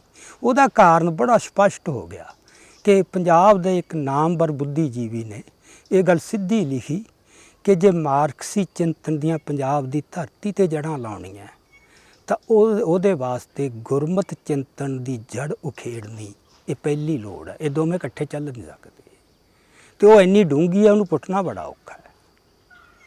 ਅਤੇ ਇਸ ਕਰਕੇ ਇੱਥੇ ਪੂਰਾ ਜ਼ੋਰ ਲਾ ਦਿਓ।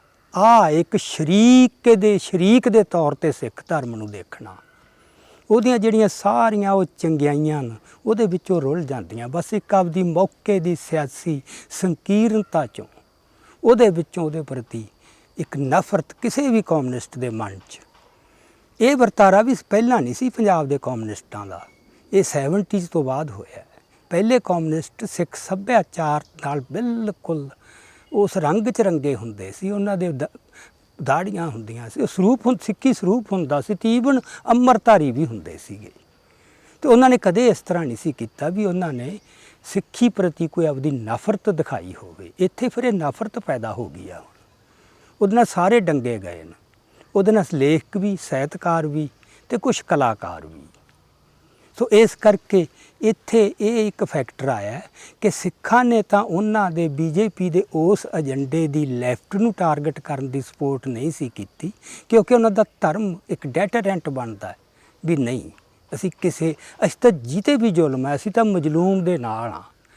ਅਸੀਂ ਨਿਤਾਣਿਆਂ ਦੀ ਧਿਰ ਬਣਨਾ, ਉਹਦਾ ਕੋਈ ਦੇਸ਼ ਹੋਵੇ, ਕੋਈ ਉਹਦੀ ਜਾਤ ਹੋਵੇ, ਕੋਈ ਉਹਦਾ ਧਰਮ ਹੋਵੇ ਅਤੇ ਕੋਈ ਵੀ ਵਿਚਾਰਧਾਰਾ ਹੋਵੇ। ਜਿਹੜੀਆਂ ਕਿਸਾਨ ਜਥੇਬੰਦੀਆਂ ਨੇ, ਇਹਨੂੰ ਆਪਾਂ ਇਹਦੇ ਬਾਰੇ ਇੱਕ ਟੈਕਨੀਕਲ ਟਰਮ ਜੋ ਵਰਤੀ ਜਾਂਦੀ ਹੈ ਦੁਨੀਆ ਦੇ ਵਿੱਚ, ਉਹ ਹੈ ਟ੍ਰੇਡ ਯੂਨੀਅਨ, ਜਿਹਦਾ ਮਤਲਬ ਵੀ ਕਿਸੇ ਵਰਗ ਦੇ ਆਰਥਿਕ ਹਿੱਤਾਂ ਨੂੰ ਜਾਂ ਉਸ ਵਰਗ ਦੇ ਹਿੱਤਾਂ ਨੂੰ ਆਮ ਸੁਸਾਇਟੀ ਦਾ ਬਹੁਤਾ ਕੰਸਰਨ ਨਹੀਂ ਹੁੰਦਾ। ਸੋ ਉਹ ਸਾਰੇ ਵਰਗਾਂ ਦੀਆਂ ਹੁੰਦੀਆਂ, ਉਹ ਅਧਿਆਪਕਾਂ ਦੀਆਂ ਜਾਂ ਮੁਲਾਜ਼ਮਾਂ ਦੀਆਂ। ਸੋ ਉਹਨਾਂ ਦਾ ਫਿਰ ਇੱਕ ਜਿਹੜਾ ਵਿਜ਼ਨ ਹੈ ਨਾ, ਜਿਹੜੀ ਦ੍ਰਿਸ਼ਟੀ ਹੈ, ਉਹ ਬਹੁਤੀ ਤੰਗ ਜੀ ਬਣ ਜਾਂਦੀ ਹੈ, ਉੱਥੋਂ ਤੱਕ ਹੀ ਸੀਮਿਤ ਹੁੰਦੀ ਹੈ। ਇੱਕ ਤਾਂ ਇਹ ਪ੍ਰੋਬਲਮ ਆਉਂਦੀ ਹੈ, ਉਹ ਕਿਸੇ ਵੀ ਗੱਲ ਨੂੰ ਇੱਕ ਬਰੋਡਰ ਦ੍ਰਿਸ਼ਟੀ 'ਚ ਨਹੀਂ ਦੇਖ ਸਕਦੇ। ਅਤੇ ਦੂਜੀ ਗੱਲ ਇਹ ਬਣਦੀ ਹੈ ਕਿ ਉਹਨਾਂ ਦੇ ਵੈਸਟਡ ਇੰਟਰਸਟ ਬਣ ਜਾਂਦੇ ਹੈ। ਕਿਸ ਰੂਪ ਦੇ ਵਿੱਚ? ਜਿਹੜਾ ਅਹੁਦੇ ਦਾ ਸਵਾਦ ਹੈ ਨਾ, ਕੋਈ ਪ੍ਰਧਾਨ ਜੀ ਬਣ ਗਿਆ, ਇੱਕ ਉਹਦਾ ਵੀ ਆਧਾਰ ਕਿੰਨਾ, ਉਹਦੀ ਫਾਲੋਇੰਗ ਕਿੰਨੀ ਹੈ, ਉਹ ਦੋਵੇਂ ਚੀਜ਼ਾਂ ਨੂੰ ਉਹ ਬਚਾ ਕੇ ਰੱਖਣਾ ਚਾਹੁੰਦਾ ਹੈ। ਉਹ ਆਪਦੀ ਫਾਲੋਇੰਗ ਨੂੰ ਅਤੇ ਆਪਦੇ ਅਹੁਦੇ ਨੂੰ, ਜਿਹਦੇ 'ਚ ਉਹਨਾਂ ਦਾ ਆਪਸੀ ਸ਼ਰੀਕਾ ਵੀ ਲਗਾਤਾਰ ਹੁੰਦਾ ਹੈ ਕਿ ਇੱਕ ਦੂਜੇ ਦੀ ਕੋਸਟ 'ਤੇ ਆਪਦੀ ਤਾਕਤ ਵਧਾਈ ਜਾਵੇ। ਸੋ ਇਹ ਉਹਨਾਂ 'ਚ ਇਹ ਗੁੰਨਿਆ ਪਿਆ ਹੁੰਦਾ ਜਿਹੜਾ ਇਸ ਕਿਸਮ ਦੀ ਤੰਗ ਨਜ਼ਰੀ ਅਤੇ ਸ਼ਰੀਕਾ। ਸੋ ਜਦੋਂ ਉਹਨਾਂ ਨੂੰ ਕੋਈ ਸ਼ਰੀਕ ਉੱਭਰਦਾ ਲੱਗਦਾ ਵੀ ਜਿਹੜੀ ਲੀਡਰਸ਼ਿਪ ਹੈ ਉਹ ਸਾਡੀ ਕਿਤੇ ਉਹ ਨਾ ਲੈ ਜੇ, ਉਹਨਾਂ ਨੂੰ ਉਹ ਖਤਰੇ ਮੂੰਹ ਦਿਸਦੀ ਹੈ, ਉਹ ਫਿਰ ਇੱਕ ਜਿਹੜਾ ਸਪੌਂਟੇਨਸ ਉਹ ਉਹਨਾਂ ਪ੍ਰਤੀਕਰਮ ਹੁੰਦਾ ਕਿ ਨਹੀਂ, ਫਿਰ ਉਹਦੇ ਖਿਲਾਫ ਮਤਲਬ ਉਹਨੂੰ ਕਿਵੇਂ ਉਹਨੂੰ ਰੋਕਿਆ ਜਾ ਸਕਦਾ। ਉਹ ਫਿਰ ਉਹਨਾਂ ਦੀ ਟ੍ਰੇਨਿੰਗ ਬਹੁਤ ਹੁੰਦੀ ਹੈ। ਸਾਰਾ ਟ੍ਰੇਡ ਯੂਨੀਅਨ ਕੰਮ ਹੀ ਇਹ ਹੁੰਦਾ, ਸਟੇਜਾਂ 'ਤੇ ਲੱਛੇਦਾਰ ਗੱਲਾਂ, ਸ਼ਬਦ ਵਰਤਨੇ ਵੀ ਇਹ ਕੌਣ, ਵੀ ਇੱਕ ਨਫ਼ਰਤ ਭੜਕਾ ਦਿਓ ਵੀ ਬੜਾ ਖਤਰਾ ਹੈ ਇਹਨਾਂ ਤੋਂ, ਇਹਨੂੰ ਪਾਸੇ ਰੱਖੋ ਜੀ ਸੰਘਰਸ਼ ਤੋਂ, ਇਹਨਾਂ ਨੂੰ ਕੋਈ ਸਪੇਸ ਨਾ ਦਿਓ, ਇਸ ਕੰਮ ਖਰਾਬ ਕਰਨ ਆਏ ਨੇ। ਸੋ ਇਹ ਨੈਰੇਟਿਵ ਰਚਣ ਦੀ ਸਮਰੱਥਾ ਉਹਨਾਂ ਦੀ ਅਥਾਹ ਹੁੰਦੀ ਹੈ। ਸੋ ਇਹ ਇੱਕ ਵਾਪਰਿਆ ਕਿ ਜਿਹੜਾ ਨੌਨ ਲੈਫਟ ਸਿੱਖ ਸੀਗਾ ਜਾਂ ਕਿਸਾਨ ਸੀ ਜਾਂ ਜੂਨੀਅਰ ਦੇ ਆਗੂ ਸੀ, ਉਹਨਾਂ ਦੀ ਤਾਂ ਕੋਈ ਦ੍ਰਿਸ਼ਟੀ ਕੋਈ ਨਹੀਂ ਸੀ। ਲੈਫਟ ਦੀ ਇੱਕ ਦ੍ਰਿਸ਼ਟੀ ਸੀ, ਉਹਨਾਂ ਨੂੰ ਪਤਾ ਸੀ ਸਾਡੇ ਰਾਜਸੀ ਹਿੱਤਾਂ, ਅਸੀਂ ਆਪਦੀ ਪੋਲੀਟਿਕਸ ਨੂੰ ਐਡਵਾਂਸ ਕਰ ਰਹੇ ਹਾਂ। ਇਹਨਾਂ ਦੀ ਕੋਈ ਦ੍ਰਿਸ਼ਟੀ ਕੋਈ ਨਹੀਂ, ਜਜ਼ਬਾ ਹੈ, ਇਮਾਨਦਾਰੀ ਹੈ, ਸਾਦਗੀ ਹੈ, ਕੰਮ ਕਰਦੇ ਨੇ, ਮਿਹਨਤੀ ਨੇ। ਪਰ ਜਿਵੇਂ ਕਿਸੇ ਪ੍ਰਸਿੱਧ ਵਿਦਵਾਨ ਨੇ ਕਿਹਾ ਕਿ ਜੇ ਸਹੀ ਰਾਜਸੀ ਦ੍ਰਿਸ਼ਟੀਕੋਣ ਨਹੀਂ ਤਾਂ ਉਹ ਤਾਂ ਫਿਰ ਆਏ ਆ ਵੀ ਤੁਹਾਡੇ ਕੋਲ ਨੇਤਰ ਤਾਂ ਹੈਗੇ ਪਰ ਵਿੱਚ ਜੋਤ ਕੋਈ ਨਹੀਂ। ਸੋ ਇਹਨਾਂ ਦੀ ਹਾਲਤ ਉਹ ਬਣ ਗਈ ਵਿਚਾਰਿਆਂ ਦੀ। ਸੋ ਇਹਨਾਂ ਨੂੰ ਪਤਾ ਹੀ ਨਹੀਂ ਲੱਗਿਆ ਉਹ ਕਦੋਂ ਇਹੋ ਜਿਹੇ ਬੰਦੇ ਨਾ ਜਿਹੜੇ ਹੁੰਦੇ ਨੇ ਭੋਲੇ, ਉਹ ਮੈਨੀਪੂਲੇਟ ਬਹੁਤ ਛੇਤੀ ਹੋ ਜਾਂਦੇ ਆ। ਸੋ ਦੇ ਆਰ ਮੈਨੀਪੂਲੇਟਡ, ਇਹਨਾਂ ਨੂੰ ਮੈਨੀਪੂਲੇਟ ਕਰ ਗਿਆ। ਇਹਦੇ 'ਚ ਸੂਤਰਧਾਰ ਦਾ ਰੋਲ ਨਿਭਾਇਆ ਜੋਗਿੰਦਰ ਯਾਦਵ ਨੇ। ਜੋ ਕੰਮ 80s ਦੇ ਵਿੱਚ ਹਰਕਿਸ਼ਨ ਸੁਰਜੀਤ ਕਰਦਾ ਸੀ, ਜੋਗਿੰਦਰ ਯਾਦਵ ਨੇ ਉਦੋਂ ਕਿਤੇ ਸਫਾਈ ਅਤੇ ਇਹ ਕਹਿ ਲਓ ਕਿ ਖਤਰਨਾਕ ਢੰਗ ਨਾਲ ਕੀਤਾ।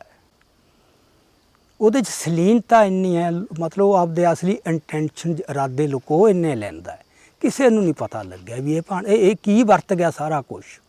ਸਾਡੇ ਹੀ ਕਿਸਾਨ, ਸਾਡੀਆਂ ਹੀ ਕਿਸਾਨ ਆਗੂ, ਉਹ ਇੰਨੇ ਸਿੱਖ ਧਰਮ ਦੇ ਵੀ ਇੱਥੋਂ ਜੀ ਨਿਸ਼ਾਨ ਚੁੱਕ ਦਿਓ, ਇੱਥੇ ਕੋਈ ਸਿੱਖੀ ਦਾ ਚਿੰਨ੍ਹ ਨਹੀਂ ਦਿਸਣਾ ਚਾਹੀਦਾ, ਇੱਥੇ ਇਹ ਕਿਸੇ ਧਰਮ ਦੀ ਗੱਲ ਨਹੀਂ।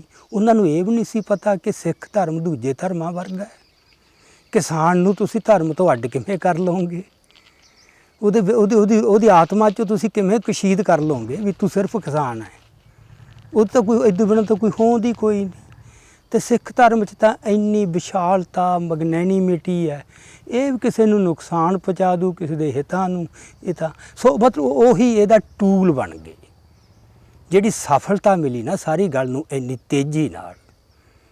ਸੋ ਤੱਥ ਇਹ ਹੈ ਕਿ 10 ਦਸੰਬਰ ਤੋਂ ਕੁਛ ਚਿਰ ਬਾਅਦ ਤੱਕ ਈਵਨ ਜਿਹੜੇ ਕੁਛ ਪੋਲੀਟੀਕਲੀ ਅੰਬੀਸ਼ੀਅਸ ਕਿਸਾਨ ਆਗੂ ਸੀ, ਜਿਨ੍ਹਾਂ ਦੇ ਆਪਦੀਆਂ ਕੋਈ ਯੋਜਨਾਵਾਂ ਸੀ ਵੀ ਇਸ ਸੰਘਰਸ਼ ਤੋਂ ਜਿੱਤ ਕੇ ਅਸੀਂ ਆਪਦਾ ਪੋਲੀਟੀਕਲ ਕੈਰੀਅਰ ਬਣਾਉਣਾ ਹੈ, ਉਹਨਾਂ ਨੇ ਸਰਕਾਰ ਨੂੰ ਸੀਕ੍ਰੇਟਲੀ ਉਹ ਕਾਮਰੇਡਾਂ ਜਿਹੜੇ ਆਗੂ ਨੇ, ਕਿਸਾਨ ਯੂਨੀਅਨਾਂ ਦੇ ਆਗੂ ਨੇ, ਉਹਨਾਂ ਦੀ ਲਿਸਟ ਦਿੱਤੀ ਸੀ ਵੀ ਆਹ ਬੰਦੇ ਨੇ ਜਿਹੜੇ ਸਾਡੇ ਸਮਝੌਤੇ ਦੇ ਰਾਹ 'ਚ ਅੜਿੱਕਾ ਬਣ ਰਹੇ ਨੇ। ਪਰ ਉਹ ਸਾਰਾ ਫਰਕ ਮਿਟ ਗਿਆ ਫਿਰ। ਸੋ ਸਿੱਖਾਂ ਦੇ ਤਾਂ ਮੈਂ ਜਿਵੇਂ ਪਤਾ ਹੀ ਨਹੀਂ ਕਿੰਨੇ ਉੱਥੇ ਬੈਰੀ ਜੰਮ ਪਏ ਆਪ ਹੀ, ਕੁਛ ਅਗਿਆਨਤਾ 'ਚੋਂ ਅਤੇ ਕੁਛ ਅਣਜਾਣੇ ਤੌਰ 'ਤੇ ਕਹਿ ਲਓ, ਕੁਛ ਸੁਚੇਤ ਰੂਪ 'ਚ, ਜਿਨ੍ਹਾਂ ਦੇ ਆਪਦੇ ਕੁਛ ਰਾਜਸੀ ਮਨੋਰਥ ਸੀ।